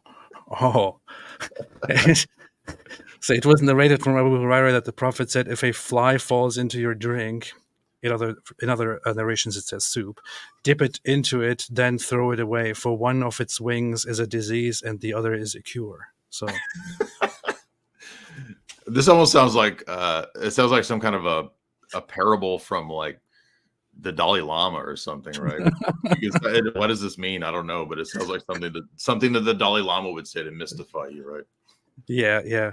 You could probably expect some deeper meanings, deeper understandings, philosophical, understandings, revelations about this whole hadith. We can ask Dr. Khalil what the Neoplatonic esoteric meaning of that is. All right. I'm joking because I know he doesn't accept those hadiths. I'm just making it. Yeah. The next problem would be so Christianity or Christians fail to point out why Jews are wrong forever. And the Quran successfully came in chapter 9, verse 30, and pointed out why Jews are no longer accepted. And it said that the Jews say Ezra is the son of Allah. Mm-hmm. And Christians say the Messiah is the son of Allah, and that this is why they are regarded disbelievers and should be fought. So why did Christians never say anything about the fact that Jews believe Ezra is the son of Allah? Yeah, isn't this one of those weird, mysterious passages that we don't exactly know what the heck this is talking about? I mean, first of all, where did Muhammad get the idea that anybody takes Ezra to be a son of God? Well, if the Quran says it, it must be true. So I know, but I mean, like, it's just really bizarre. Like, I mean, Ezra has a very minor place in the Bible. I mean, there's the books of Ezra, right? And then there's Ezra is, I mean, he's not a minor figure. He's an important figure because Ezra is really the beginning of the synagogue system. So after Moses, you get this idea that Israel needs to have people to teach the law all throughout Israel. And so Ezra helps to organize what's called the synagogue system throughout Israel, and then by extension outside of Israel. So, I mean, he's an important historical figure, but he's only referenced like in the book of Ezra that I'm aware of, maybe in a couple other places. So he's not a huge figure in terms of the text themselves. And so why or where they would have come up with the idea that anybody takes Ezra to be a son of God or a Messiah, maybe because he had heard that Jews believe that God is the father to Israel, and thus Israel is a son of God. That's the explanation for the passage that Ezra is son of God. And then, but no Jew thinks that Ezra was the Messiah, son of God. So yeah, I think he's also mentioned in the book of Esther, isn't he? And But yeah, this is a very interesting mystery. There are some videos of there's this one guy, Corey Gill Schuster. He goes and asks questions to Israelis and Palestinian Arabs all the time in the streets. And I think there are two videos where he goes around and asks Jews if they believe Ezra Ezra is the son of God, and they're all baffled. They're like, "What? What? I don't know what you're talking about." So I'm trying to see it. What would the Quran study Bible, the Quran study Bible say? It says, "This is the opinion of one Jew, someone named Finha ibn Azra, that it was the belief of some Jews that Ezra was the son of God." I mean, so Muhammad is taking. And by the way, where does this come from? This idea that this is from a certain Jew called Finha Azura, that some Jews believed that Ezra was son of God. However, this belief eventually disappeared. That's funny because this is similar to their claim that, this is what the Dawa guys, the Fontaine guy. Have you heard his new explanation? He's saying that, well, when the Bible talks, or when the Quran talks about the checking the Quran with the Torah and the Injil, this is a Torah and an Injil that existed in Medina at that time that no one has anymore. That's their new explanation. Yeah, right. But if you remember, the Quran says you check it with what they have among them, right? Mm-hmm. Well, how could Jews do this and Christians do this if it was only this minuscule, unknown Torah and Injil in Medina that no one else in the world has or has anymore? Yeah. So it was basically a pointless challenge or confirmation. It doesn't make any sense. Also, given the fact that the Quran basically acknowledges and endorses and guarantees, safety in the hereafter to Jews and Christians initially, and doesn't ever bring up any issue with the scripture that they follow, and you have to assume, and given all the verses about Jews and Christians and the scripture, that the scripture they have, Jews and Christians at that time in general, is okay, is good, is acceptable, and that scripture is, we have it. We have the contents of the Torah and the Gospel from long before Muhammad. Yeah, right, exactly. Well, just the fact that we have so many manuscripts prior to the existence of Muhammad disproves this whole story. But what I'm saying is, like, it seems like it's the same type of ad hoc answer that they're saying. Exactly. Well, this was a specific Jew who believed that there was a sect of Jews that thought that Ezra was the son of God, and that they don't exist anymore. The problem with that explanation, which I heard a lot, is the following hadith here. It's a very long hadith. I'm not going to read the whole thing. Sahih Bukhari 7439, and if you go through this hadith, here is Muhammad explaining to his followers what will happen on the day of resurrection. And then it describes how the Christians and the Jews will be brought before Allah and what Allah will do to them, and he will ask them questions. It says, so then hell will be presented to them as if it were a mirage. Then it will be said to the Jews, "What did you use to worship?" They will reply, "We used to worship Ezra, the son of Allah." Yeah, that's a great point. Yeah, and that's which hadith is that? I'm gonna make a note of that. Sahih Bukhari 7439. Yeah, okay. Or you can probably easier find it with these references here. Volume 9, Book 93, Hadith 532. But yeah, this clearly says, and it correctly points out this here, for example. It says, it will be said to the Christians, "What did you use to worship?" They will reply, "We used to worship Messiah, the Son of Allah." It seems to go into the right direction here when it comes to Christians, but it makes an equivalence between them and Jews, and says that Jews will say, "We used to worship Ezra, the Son of Allah." And if it was just one Jew or just a few Jews here and there, why would this make a generalized statement about Jews? Yeah, exactly. And this just shows how there was really some confusion going on.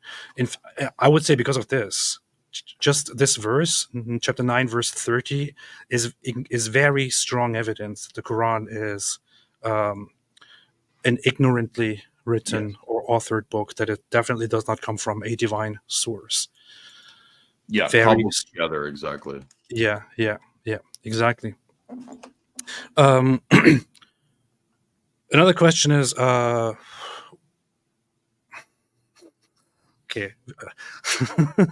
I was going to bring up sister of Aaron. Have you heard of the argument about Mary in the Quran? Yeah.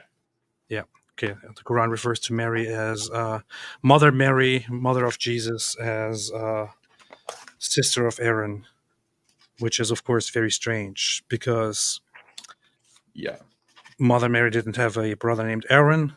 We do, however, have another character named Miriam, also known as Miriam in the Bible, Right. who was the Moses sister of and Moses Miriam. and Yeah. Aaron. Yeah, and that seems to be a big issue. I'm trying to remember.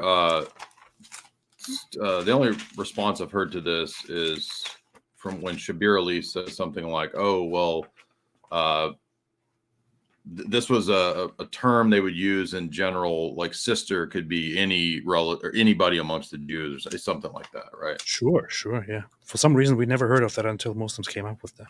Yeah, and also, I thought the Quran made everything really clear. So Yeah, exactly. why is this so ambiguous here? And this was obviously a very basic mistake. And if Yeah, I remember, this is one of the ones that so Gabriel Sy Reynolds' book, which is really good, he lists about 10 of these problems, and yeah, this is one of the problems he lists. And what's funny is that the scholarship, right, is pretty like unanimous that this is an obvious mistake. The Muslims themselves had to try to grapple with this and offer these various explanations. So to me, that suggests, again, like the Ezra text, no, this is a mistake. This is not a, like, There's more that really complicates this issue and just points at a clear mistake. For example, the fact that in chapter 3 it describes a character named Imran, who is also the father of Mother Mary. And it further says here in chapter 66, verse 12, for example, and Mary, the daughter of Imran, who guarded her chastity, we blew into her through our angel, and she believed in the words yes. of her Lord in the scriptures. So, Mary, daughter of Imran, and Imran happens to sound oddly similar to Amram, who is in the Bible the father of Moses, Miriam, and Aaron. So, it must be a huge coincidence that the Quran refers to Mother Mary as both sister of Aaron and daughter of Imran. All of this was just used as some weird, you know. Yeah, and I mean, and the 66 text here has to be Mary because it's talking about virgin birth. Yeah. It couldn't be some other Mary, right? There's also no doubt about that if you go into chapter 3 of the Quran, which directly it is called Al Imran or Mary. Ali Imran, which is the family of Imran. Right. And it describes here how Imran and his wife had a daughter, and that was Mary, and Mary then gives birth to Jesus. So that's what it describes. And why in the world, where did Imran come from? How in the world does it happen that Imran sounds like Amram and is assumed to be the Arabic of Amram? That's a great point. Yeah, I didn't notice this Imran point here. Yeah. Although Reynolds might mention it, I just forgot. Yeah, it's a very, very strong argument against Islam, where it's they are a little bit dumbfounded when they try to defend it. Well, and to again just kind of back that point up, like if you're a Christian or a Jew and you know the history of these texts, particularly with the Torah and the history of Moses' family, and if you're a Christian and you know the Gospel of Luke, like you wouldn't make this mistake. Right, you wouldn't speak this way, but that's just another attestation of the fact that the Quran is actually just mixing up what's in the prior revelation. Exactly. Two final questions. One would be, what do you think about the fact that the Christians corrupted the Bible by removing the Book of Council of Nicaea from it? The Book of Council of Nicaea. Well, that's funny because that, it is interesting. So 325 AD is pretty late because we would say that all the New Testament texts were pretty much completed by the death of John, which is around, the year 100 or so. So there wouldn't be any new texts after that time. Or at least what becomes the New Testament, even though we don't have the actual what are called autographa, the original things that Paul wrote. just like Jews, Christians believe in tradition. So we believe in an oral tradition. We believe in a written tradition, even outside of what we call the text. And so there was no new gospels or anything that would be added post death of the apostles. For us, that's the deposit of the faith. It's complete when the apostles died. Jude says, contend for the faith once for all delivered to the saints. That means there's a completed body of doctrines that's not just written, it's also oral amongst the apostles. That for us is the apostolic faith, the apostolic deposit. So I don't know what that's even referring to. Well, this is from the great. Is this something that is in a hadith or something? Like no. This is something that is even better than hadith and Quran. This is what the great scholar Sneeko recently said several months ago when he was discussing with a Christian, and he was citing the book Met, which he didn't know what it refers to. We have the original manuscripts from the Bible. Have you heard of the Council of Nicaea? There's been a lot of chapters that have been removed, and the Bible's been tampered and manipulated with a lot over the years. And you could argue about specific people who might have tampered with it, but it's definitely been changed. I mean, you could say that, but the original things are still there. So most people haven't read the original version. You know, like most of the factions of Christianity, the different ones, they go off of the manipulated versions. That's why there's so many different sects of Christianity, and there's only pretty much one. Like you're either a Muslim or you're not. Islam is very consistent. Like I know there's small things like Sunni and Shia, but overall it's just either. Well, that's small things, yeah. Sure. Small things, very very small things. Okay. The Bible's pretty simple too. You just gotta keep the commandments and follow Christ. Depends on the version of the Bible you're talking about. What other versions of the Bible are there? There's so many, bro. Okay, tell me some. Okay, let's look up versions of the Bible. We have the King James version, the English Standard Version. Okay, the translations are not versions. The English Bible. You know. But there's so many different translations, man. You know the funny thing about all those different versions, Sneeko? What? They're all just different translations, buddy. So which one do you know is the one to go by? The Quran is just the Quran. You just go by the Arabic version. That's interesting. We have the Sahih International version, Pictal version, MAS Abdul Salim version, Abdul Halim version, and so on. Wait, I read those parts of the Bible. Council of Nicaea. Oh yeah, the Bible is tampered, but it's just a retranslation. That doesn't mean tampered. It's been translated 724 languages. Well, they did remove the Council of Nicaea from the original Bible. A lot of people haven't those parts of the Bible. Okay, yeah, this is a new one to me. I like this. This is the Sneeko challenge. Why did they remove the Council of Nicaea from the original Bible? Yeah. Now notice earlier, he's actually mixed up, which is usually like a Baptist Seventh-day Adventist argument. They always say, "Oh, the Council of Nicaea happened, and they tampered with the books, and they changed everything, and it's all this new stuff." Also, Jehovah's Witnesses use that argument too to try to say the Trinity was invented by Nicaea. So he's actually jumbled up what is a Protestant, even Arian argument. And then it turns into no, there was this Council of Nicaea that was part of the Bible that was so he's actually like doubled up his mistaken understanding. That's funny. Yeah, he heard the standard narrative that some people falsely present about the Council of Nicaea, and then he totally misunderstood it, and he goes on. You're saying there's a book called the Council of Nicaea? Yeah. There's not no book called the Council of Nicaea. It's not a whole book, but they have books like they had a council. They have the Apocrypha. I have an Apocrypha. You have the Book of Enoch. You have the. So yeah, this was Sneeko's brilliant moment here, where he pointed out that they removed the Book of Council of Nicaea, and well, I have to concede. I guess I'm going to become a Muslim now because Christianity's been debunked. So. The thing is, I wouldn't want to pick on somebody who doesn't know what the Council of Nicaea is, or who makes this suggestion, in a regular discussion. But when you go on there and you go online, you have a massive audience, and you try to assert that Christianity is false and Islam is true. And one of the reasons why is that there was this Book of Council of Nicaea, which they removed from the Bible. Then, sorry, but what in the? Yeah, there was another excellent. I don't know if you saw Sneeko's argument about prayer beads.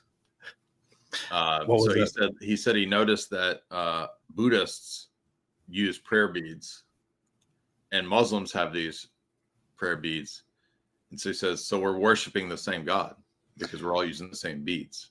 I'm being serious. I thought that was one of my favorite Sneeko apologetic arguments. So I'm not joking either. Oh He my really God. he thought that was a good argument. I was like, you think that's a good argument, dude? So if a bunch of Satanists are, like if a Satanist worships one God, then we're all worshiping one God, or we're all worshiping the same God because it's one God. I recently looked up the history of prayer beads to figure out when Muslims adopted it and who came up with it first. The first prayer beads are so old, and Muslims simply adopted it most likely from Christians, and then started using them. It's not even it wasn't even a thing in early Islam. Yeah. So I figured that, yeah. what a stupid argument. Yeah. Man, By the way, I don't know if you noticed, but he had another sort of flop the other day where he put up an argument that Jesus was a Unitarian because he cited Deuteronomy as the greatest commandment, love the Lord your God. And then I gave him a bunch of other texts where I said, yeah, but you understand that that's admitting our position, because in the Gospel of Mark, Jesus affirms his own deity by saying that he can forgive sins, that he's the Lord of the Sabbath, that he will come in glory on in the second coming. And he ended up taking it down. So he had so many. So in other words, he's just a funny character because he constantly puts up these really bad arguments and goofy things, and then he'll end up taking them down. And why would you do this? There are some. There have been assertions that he was paid some high sums of money for to convert and publicly declare that he's a Muslim and to do this kind of stuff. I can't say that is absolutely true, but it doesn't make sense that that somebody with such a great lack of knowledge on basic things would convert to Islam and then start immediately talking about it as if he knew what he's talking about, and then attempting to refute the Bible when he doesn't even know what Matt refers to and what the Council of Nicaea actually is, thinking that it's a book. It's so silly, and this is what really gets. I remember right around the time, and this is just what was reported to be true, allegedly. I don't know if this is actually true, but there was a story that Tate went and ate with and had dinner with Saudi royals, and then suddenly after that there's this gigantic push online for Islam. I've always assumed, it's been my thesis, that I think probably the Saudis are in some way pushing Islam through the internet, through the West, through these people that we're talking about. Yeah. There was also a clip where when Tristan Tate had an interview, I failed to remember who it was. I think it might have been on Patrick Bet David, but when he was talking to him, Tristan mentioned something very briefly about Islam. He said that that he had been offered benefits and a lot of things, in the Middle East for converting to Islam. But he said, but of course I didn't accept it because I know it wouldn't be genuine of me to accept such a thing and to convert to Islam for that. But then, of course, the question that arises is, what about your brother? Yeah, well, yeah. So they're not very smart. So it kind of looks like he's telling on his brother without realizing it in that moment. But this is all just speculation. We don't know. Anyway, just the final thing that I have for you, and I want to actually organize another conversation with you to specifically talk about Christianity and what to believe and all that. But my final question, just to finalize this, is why are you Christian? I'm not. Today, I've had to renounce all of that and become a Muslim because of the powerful hadiths and Sneeko argumentation that's been given. So, you actually, I thought your channel was against Islam, and here you are converting me out of Christianity. So it's because I'm being paid by Qatar. All this time you were being paid to actually be a Muslim shill. Wow. Okay. Exactly. But if we are to make it serious, I don't know if you even can answer this, or if we should do this for the next time. But if you were to tell me within like 1 minute, why I should be a Christian, for example, Well, you asked why I am. I mean, in my own life, there's a personal sort of subjective side to this, to where, you know, I believe that throughout my life, my many prayers have been answered. I do believe that God has blessed me, has given me all the things that I need. He's been a loving deity to me. So those are the personal subjective reasons. That's not the only reasons. I think in terms of like apologetics and public reasonings and proofs, I think that the dozens and dozens and dozens, there's not just 5 or 6 like most evangelicals think. There's dozens and dozens of messianic prophecies that are very precise. I don't think those could have been faked or staged or, you know, made up afterwards. Those are very strong proofs. Those were, I think, the strongest things that I always found the most convincing about Christianity. There's philosophical argumentation that I think is convincing. The transcendental argument is something I always point to.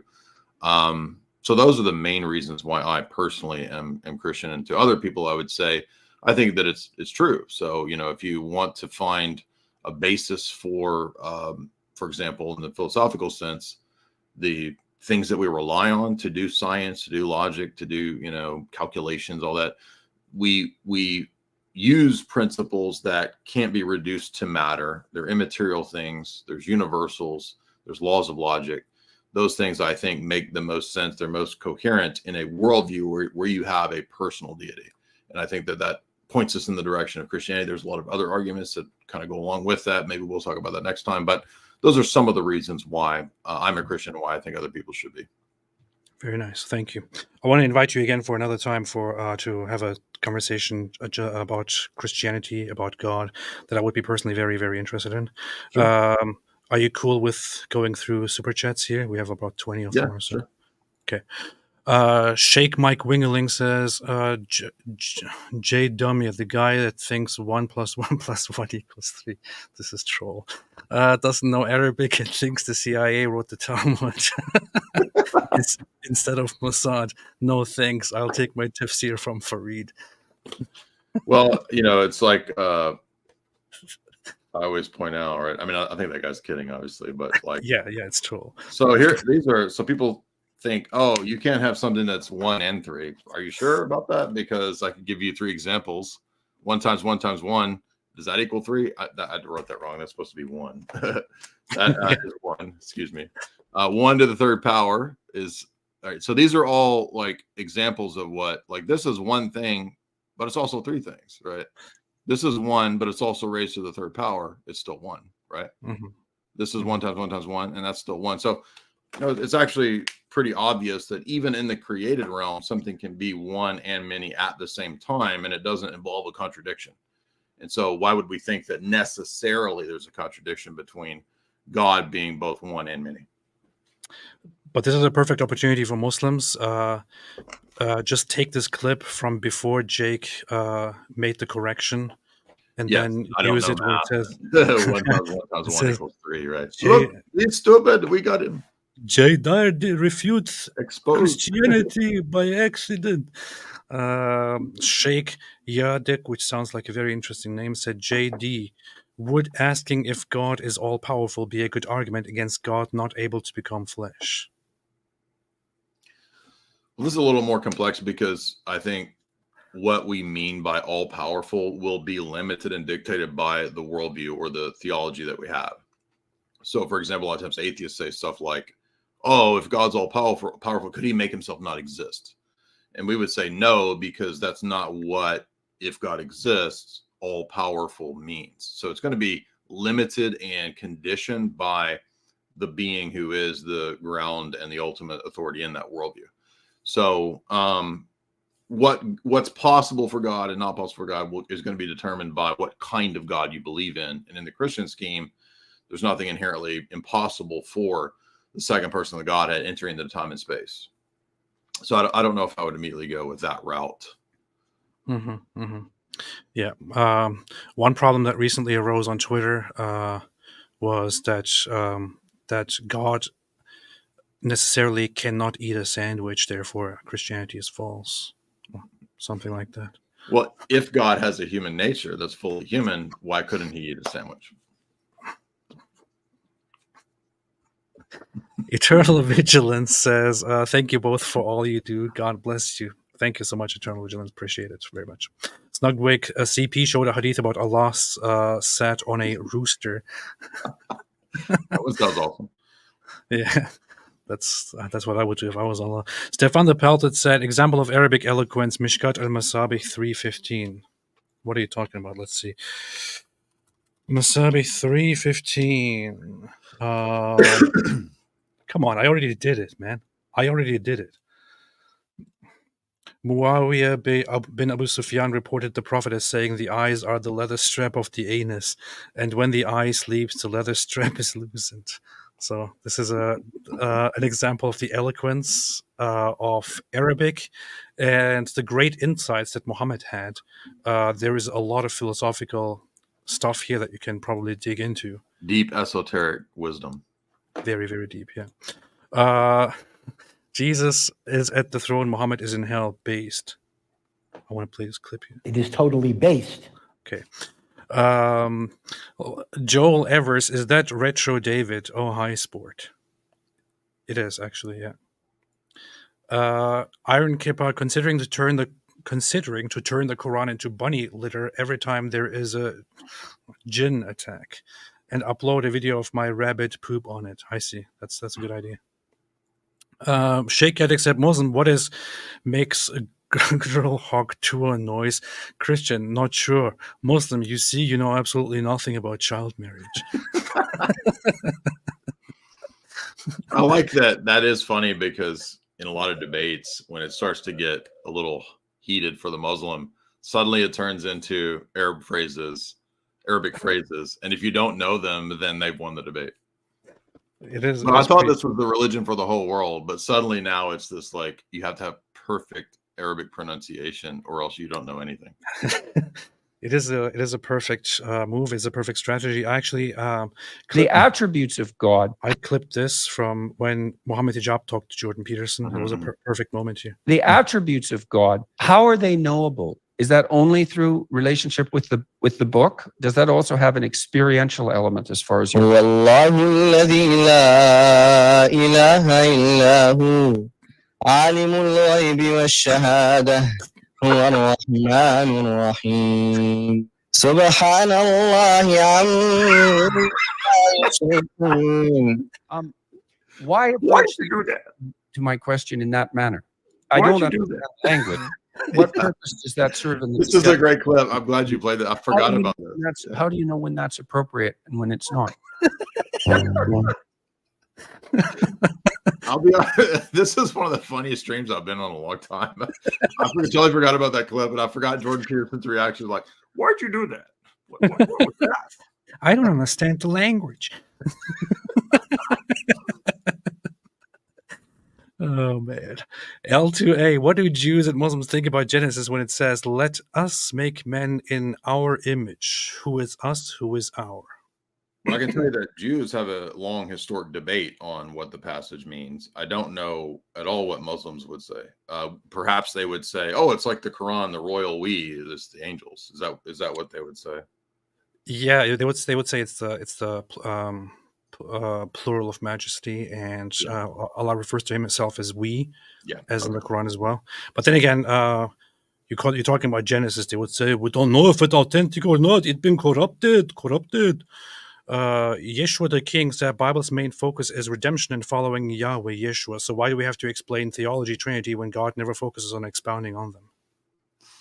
Well, but he does. In fact, I mean, many passages of the Gospels, and particularly, say, John 5-9, Jesus disputes with the Pharisees about who exactly was appearing in the Old Testament. In fact, he even gives this dispute, the essence energy distinction argument, we would say as Orthodox, when he talks about to the Pharisees, no one sees the Father at any time. And so therefore, who was Moses interacting with and talking to? That's proving and arguing our position as Orthodox, I think. If you get into John 15, 16, 17, Jesus goes into a lot of depth about the relationship between the Father, himself, and the Spirit, the eternal relationship of the procession, and then his sending of the Spirit into time and space. So, in fact, the New Testament, just in those passages, discusses the Trinity many times over. Hebrews 1 is a lengthy discourse on the relationship of the Son to the Father. that the Son is not a creature. So, I mean, these are just two examples of where even the New Testament is debating that. The history of the church is very much concerned with that, because our salvation in the Christian view is bound up with whether Jesus is the Son of God or whether he's just a man. So the Bible does talk about this, and the church fathers talk about it for a reason. Nice. We're proud of that. Eric and Abgunaya, it's small compared to Hindu and Zoroastrian books even. That's true. That's true. The Quran is tiny. Lili Square says, I just thought about it. When I said the Quran is tiny, I don't know if you've seen Andrew, you see Andrew Wilson's I knew that's where you're going to go. Yeah. Yeah. randomly came into my mind when I just said tiny. Lili Square, from an Islamic perspective, what's the problem with God giving Moses or Jesus a book containing details of their deaths? They're prophets, after all. Well, I don't think there's a problem. What you're saying from the Islamic perspective, I think the guys that I was talking to, his argument was that it has to be like this. It's like Allah possesses you and you spit out what is Torah. Yeah. Therefore, you couldn't have a recounting of the death. So we think Joshua added that or put that there or whatever. So for us, it's not a problem because we don't have the same idea as to what. I've noticed this too, and I don't want to hold up your stream, but like go ahead. a lot of times, like Muslims think that everybody in the Christian world has like this like dictatorial Protestant interpretation of what texts are from God, right? So it's like they don't see it in our view. It's just like the incarnation. There's a synthesis between the human author and what God intended to convey in the divine revelation. And I think Muslims think of it like it's a dictation from Allah, which actually is the traditional Islamic position. Yeah. And so they think that our view is that. And if you notice in the Daniel debate, you know, he kept arguing like, "Where's your original perfect text?" And it's like our position doesn't require that. We don't have the same idea of inscripturation as you do. And he keeps foisting his criteria, his position on us. And I think that's a key point they missed. Yeah. It's also, I mean, even the Jewish perspective, the Orthodox Jewish perspective would be that that the Torah is, as it is, revealed and is the word of God directly given to Moses as guidance. But the argument there never is that it must be revealed in the way that Muhammad had his revelations, allegedly, according to Islam. That's not the idea. It's just, again, one of those Islamic misunderstandings of how biblical tradition actually and if you look at Dr. Khalil's talks, like whether it's the Athari or the Ash'ari, like their idea is that Allah has this eternal Quran with him, and then Gabriel just basically spits out the eternal Quran that Allah wanted to be in time and space. So it's like a literal, like a program that, like an AI that spits it out. Yeah. And it's not what we think is like God is speaking to the hearts of prophets, but they also have a human element to it, to where they're writing their thoughts and their side of it too. Exactly. For some reason, the Quran is eternal, and Allah delivers it in some shape or form through Gabriel. But also, the Quran contains several verses that are abrogated by later verses. Don't know why. Doesn't make sense, but it makes sense if Allah has a perfect plan. Divine Mercy said AP is going to become an ortho bro. So sad. LOL. JK. AT Ministries. Hi, AP. Where can I get your abridged Sahih Bukhari? Yeah, I need to write that down too, because I wanted to get a copy. Honestly, oh yeah, there it is. Let me see.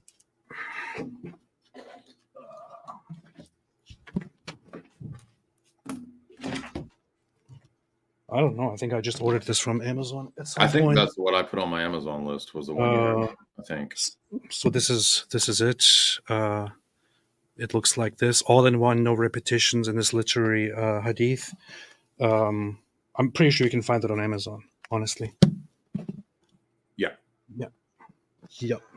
It's a pretty good addition to, quick sources about all the hadith. Very, very nice. Eric and Abgunay, can we get a Sheikh Yebudi versus Mufti Ayatollah Armin, inshallah, soon? But first we have to do Randy Balls versus Sheikh Yebudi, exactly. Yeah. That will be the ultimate debate. The world is not ready for that, man. Jack said, thank you for the laughter. So needed. Thank you for the laughter, Jax. Celeria Rosencraw, they fly, cure disease, nonsense sounds Beelzebuten. That is true. Very much. I don't know. I think that Muslims really need to capitalize on that Jeff Goldblum fly angle there. There were some apologetics from decades ago that still came up like a decade ago or so, which explained that the hadith about the fly and the soup is actually a miracle because it turns out that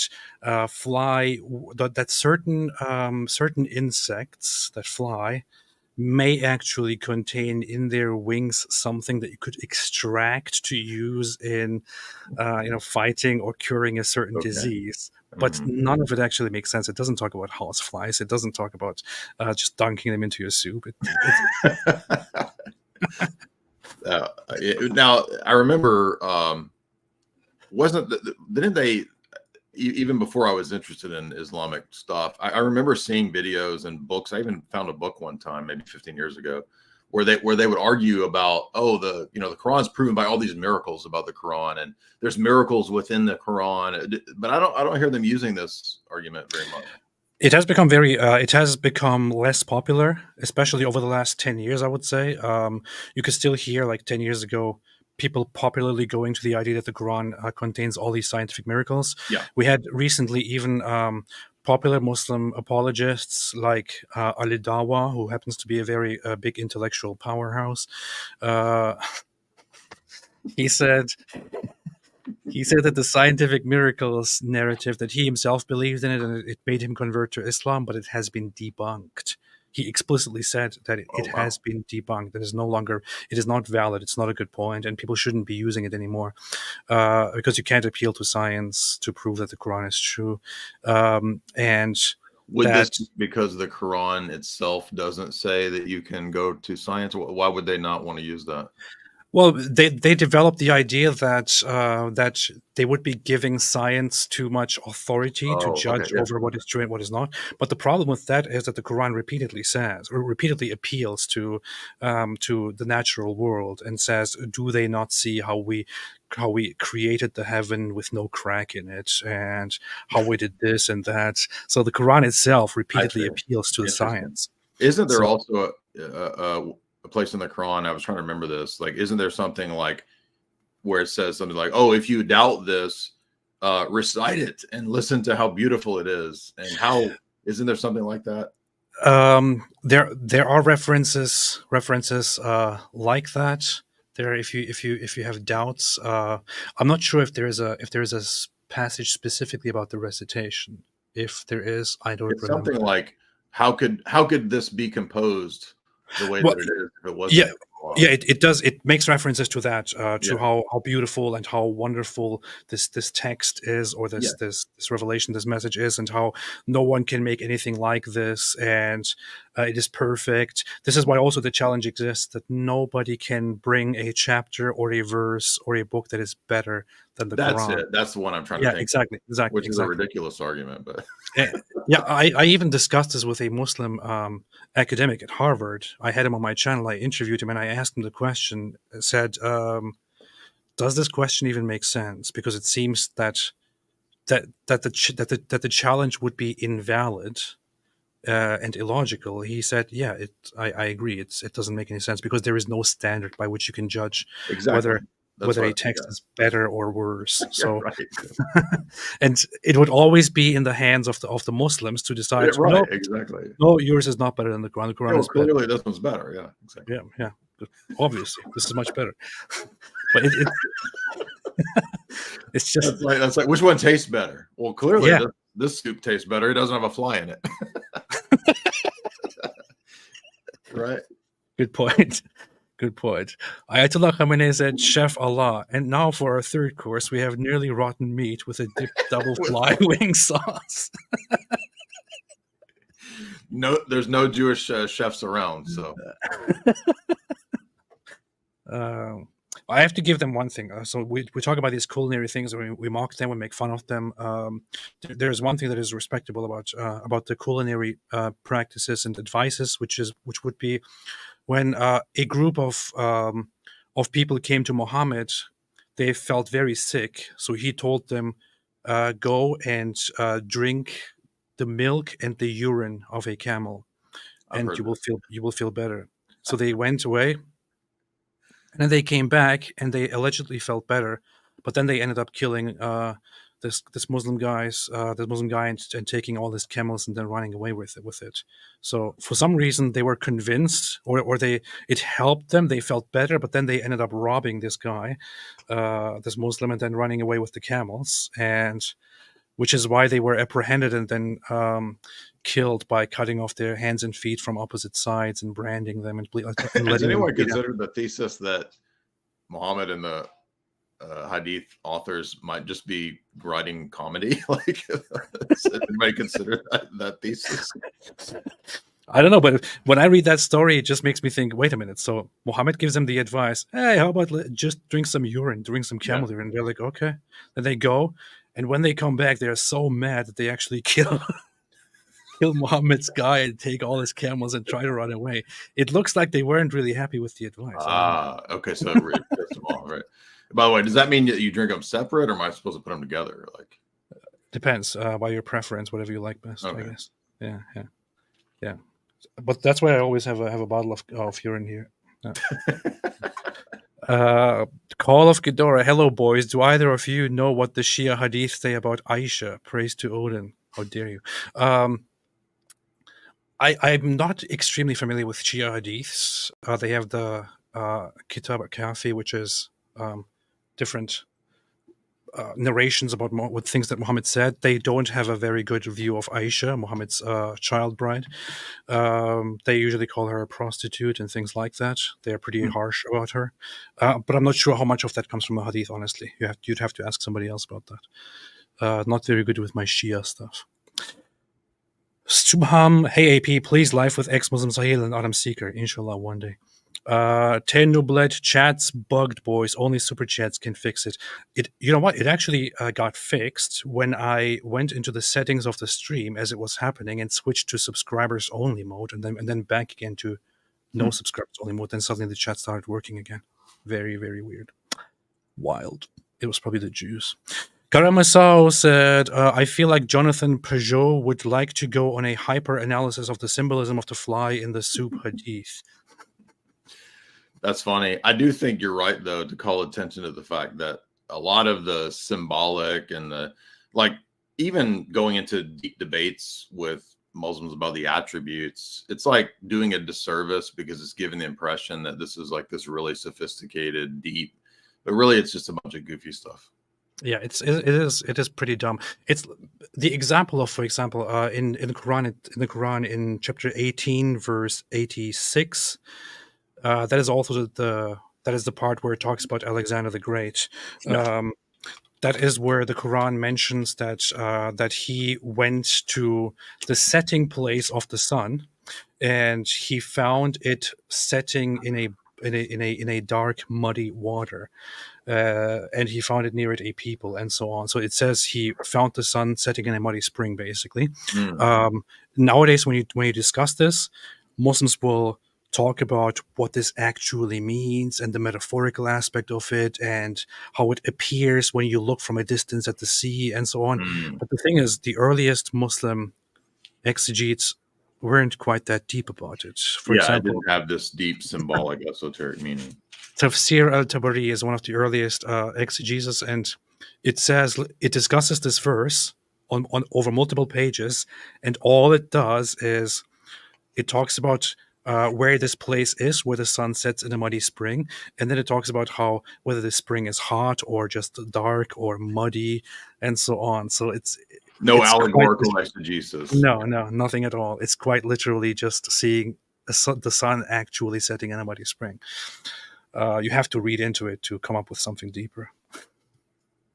The notes here say we need not read this in a literal way. It says It is probably just describing the way that the sun would appear to set to the human perspective. Of course. But for some reason, it's also the setting place of the sun. Yeah.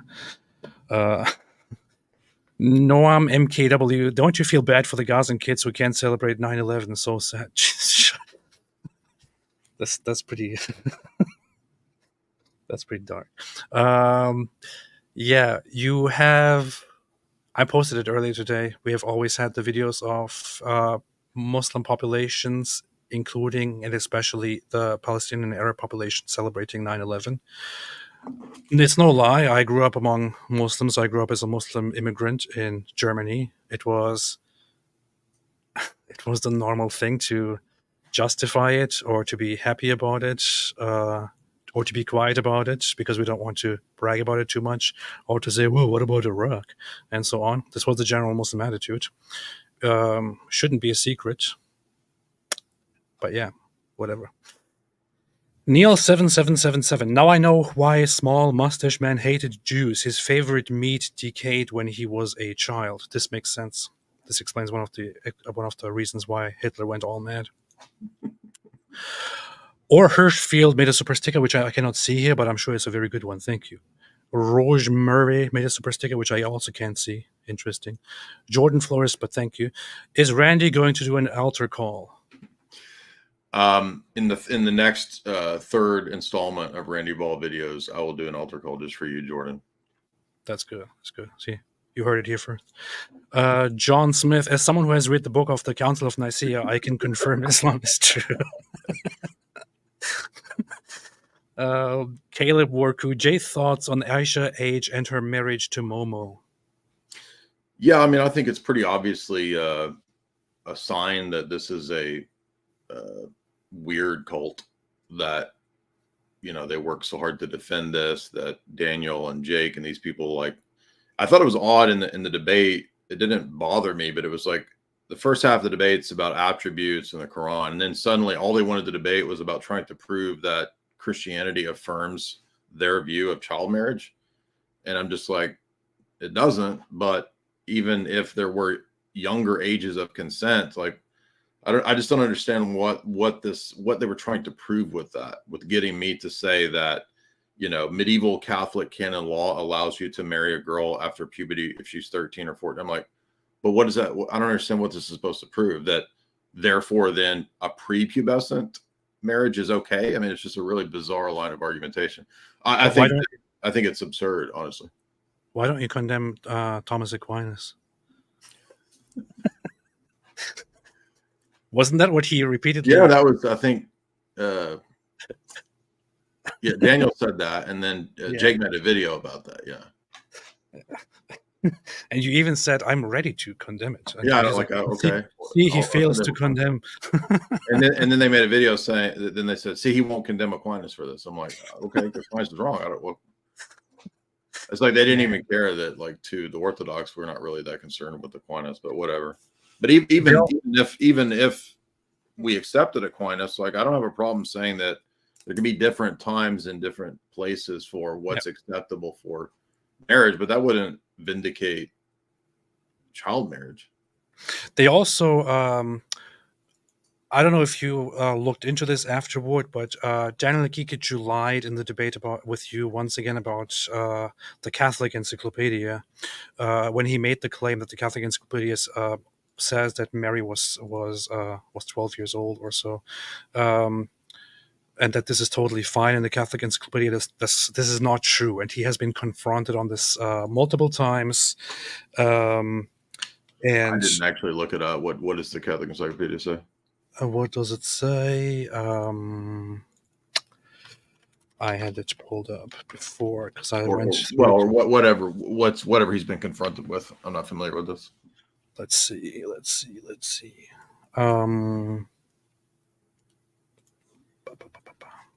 Incarnation, devotion, marriage. Oh yeah, here. Let's see.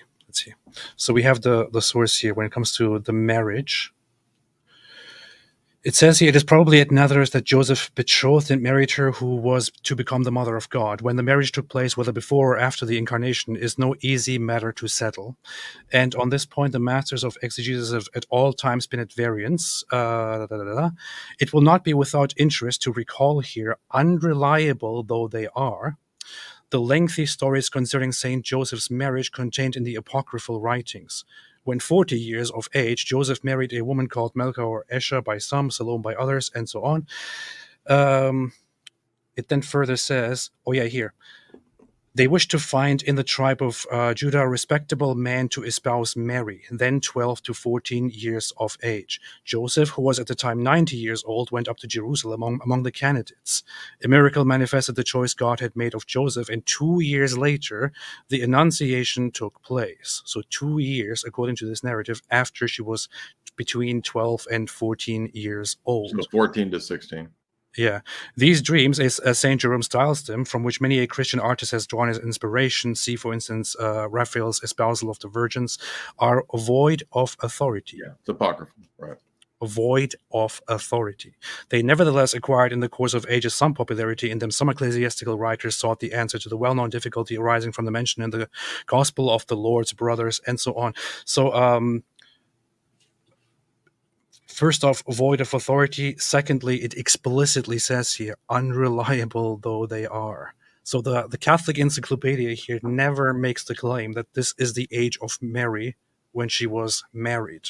It only says that there are certain traditions, unreliable from the perspective of the Catholic Encyclopedia, and have no authority. But Daniel has been corrected on this, but he will repeatedly claim that even the Catholic Encyclopedia today says this. So this is another lie that he makes about, that he repeatedly tells about child marriage to justify it. And it's such a horrible trick. I mean, who is actually convinced when they debate and argue for child marriage? Who actually watches this and says, oh, okay, they're making a good point. I guess it's okay to marry children. Yeah. Yeah, it's kind of sad, but I mean, that reminds me that there was that, I don't know if you saw that video, Sheikh Uthman was doing the same thing where he was saying that the Torah has proof that Rachel was 3, and it's not true. That's one rabbi in the Talmud giving an opinion that he thought she might be, which is not in the Torah. So yeah. It's not. It's all completely irrelevant and ridiculous. Jim asks, if Allah is all-powerful and all-knowing, can abrogation exist? Well, technically it could. It would be part of his plan, right? To send a Quran that has prior verses that abrogate, or later verses that abrogate prior ones. But it's kind of weird that Allah would have this eternal revelation sent to humanity, revealed within just 20 years. And within those 20 years, there are verses that are abrogated by later verses for some reason. Yeah. It's a weird plan. Then again, you can't question the wisdom of Allah. Just do it, Jay. What's the hardest debate you've had and why?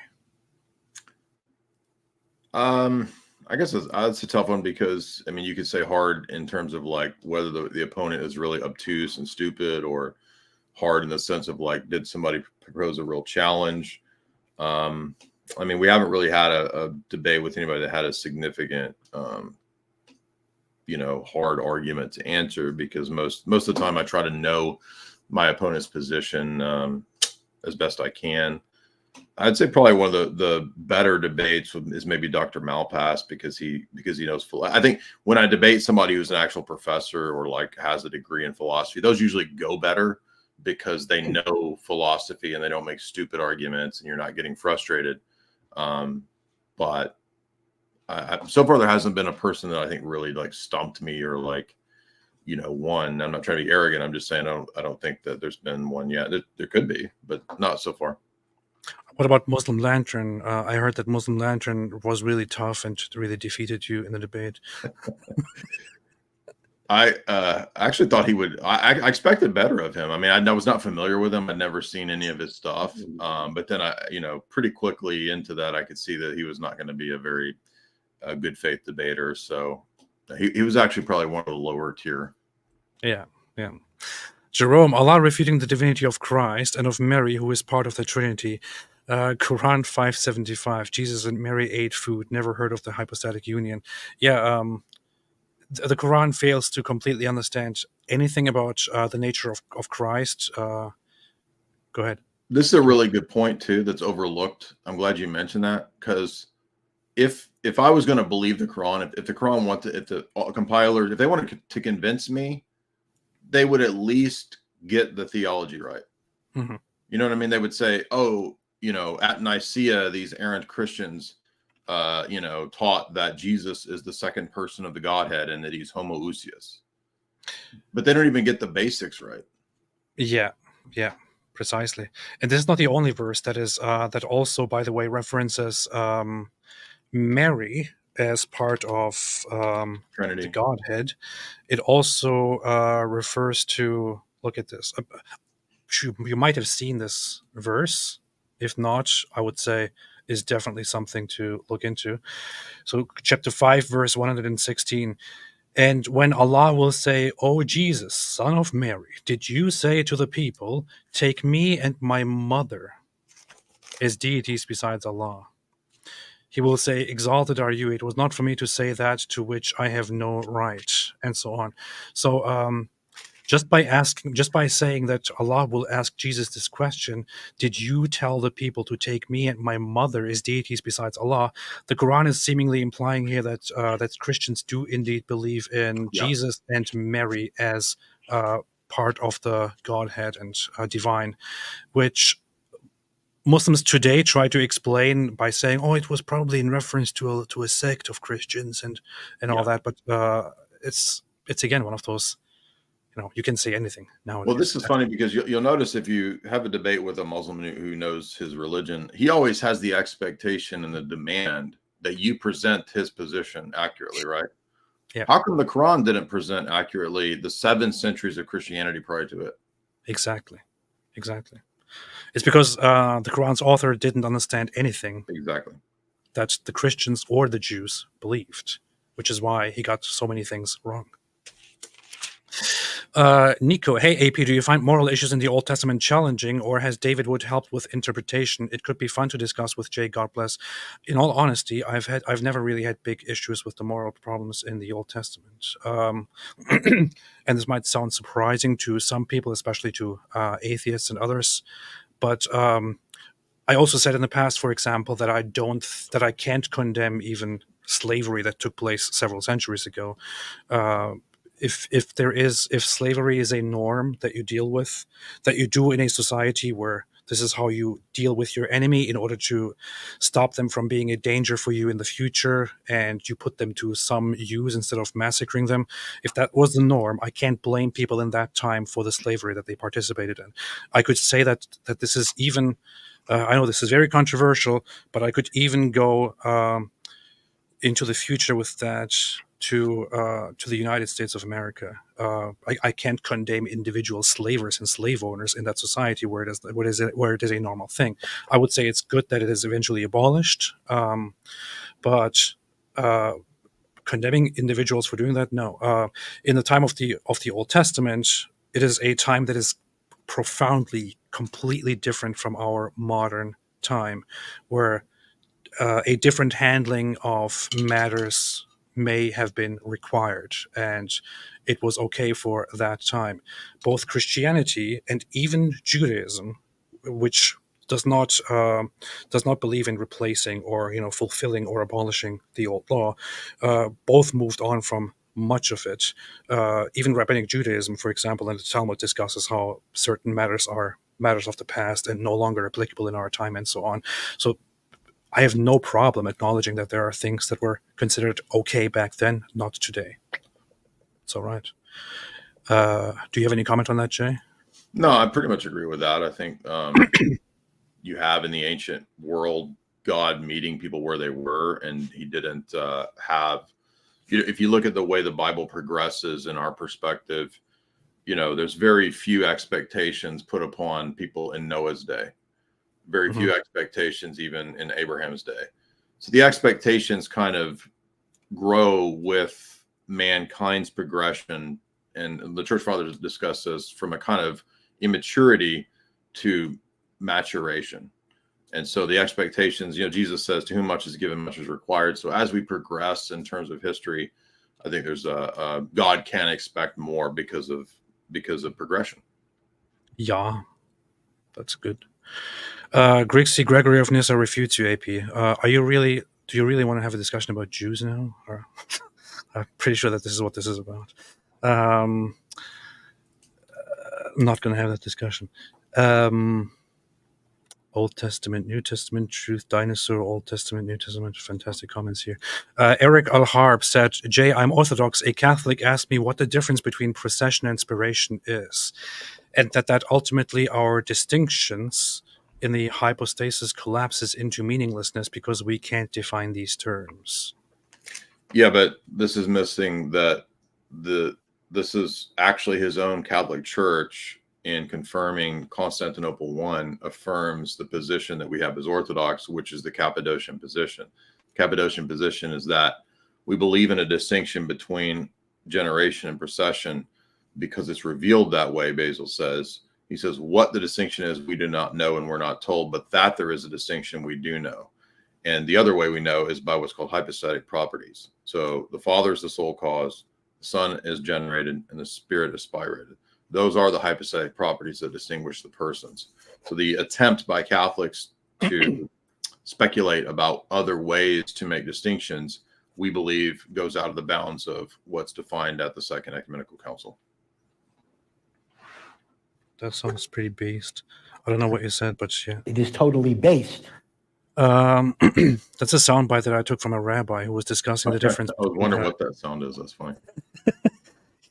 I took it out of context, of course. He was discussing how the Christian idea of original sin and the Jewish idea are differ, but he was explaining it and saying, although we have disagreements, the Christian idea is totally based on the Jewish idea as well, and we, the same thing. But he had this odd long pause after the word base, and I thought, hey, that's perfect. Clip that. Okay. Greek C, I was talking about slavery. Okay, I'm sorry for misrepresenting you. Okay. Thanks. I don't know what you meant, though. So, Jeffrey Anderson, Quran 9:30. What do you think about the idea that Muhammad conflated Ezra and Elijah, given the importance of Elijah in the heralding of the Messiah, not just from the Tanakh, but Jewish Seder customs? Before Jay gives his thoughts on this, I would say that I just have one problem with it, which is that, so in the Arabic text, in chapter 9, verse 30, the name used is Uzair, which is then thought to be Ezra. The Quran also mentions Elijah as Elias in different verses, which I know very well because I used it quite a bit in different discussions about how Islam is ignorant of the name Yahweh. Yes. Because Elijah literally means my God is Yahweh. That's my problem with it. But what do you think, Jay? No, I was going to say exactly the same thing. That I don't know Arabic, but I had it written in my notes that when it says Ezra, it's Uzair, and you had that great clip where you pointed out that Daniel was ignorant of what the word Elijah means. Oh yeah. It's funny because he never got back to the topic on that. No, he just ignored it. Yeah. Yeah, when he does that, it's a clear sign that he simply doesn't know how to answer. and is incapable of admitting any error, which is odd. Exactly. Serendipitous Shark, did you see the Christian guy that wrote a Christian Quran in Arabic? Shabir Ali said it wasn't equivalent since it didn't claim to be from God. Well, that's all you need, right? Like, if you just say that this book's better than the other books and it's from God, that's what was missing. Yeah. I had even I worked a little bit with ChatGPT to make it write verses in the style of the Quran, and it was quite okay. I did all kinds of things like write a chapter about Chinese food in the style of Quran chapter 114 or stuff like that. Yeah. And it's pretty good. But yeah, was there a bat in the soup or a fly in the soup? If it's I should have added that. The Wuhan bat in the fly soup. make a chapter about Chinese food with both a fly and a bat in the style of Quran chapter 114. I like it. All right. Thanks everybody for watching. This was a fantastic stream. Thank you so much, Jay, for joining me. Sure, anytime. Want to definitely follow up and do another live stream about religion and Christianity in general. Anything else you want to add, and also quickly where people can find you once again? No, it was a great chat. Appreciate you having me. Always enjoy the conversation with you. I always learn from you. So anybody I learn from, I love to have conversation and joke around with. Same. So, yeah, thanks for having me. You can find me over on my channel, Jay Dyer on YouTube, Jay's Analysis, his website. You can find me on X, Instagram, all of those, TikTok, under my name. Fantastic, awesome. I'm gonna quickly read this one. Amit Sabag, here are some of my shekels. Shekels. I was gonna make a joke about shekels, but I can't find my one shekel bill that I have. From someone somewhere in Gaza. By the way, I'm from J-Town, and I actually got out looking for you in the old city. Unfortunately, I didn't. Thank you for the word of truth. When I was in Israel, lots of people said, "Hey, I saw you." Nobody actually texted me saying, "Hey, what's up? I see you right now. Let's meet up." It's very funny. But yeah, all the best, Amit. Thank you. All right. Thanks, everyone, for watching. As always, have a fantastic day. And I will end this with a wonderful message from one of my favorite goats here once again. Stay away from Islam.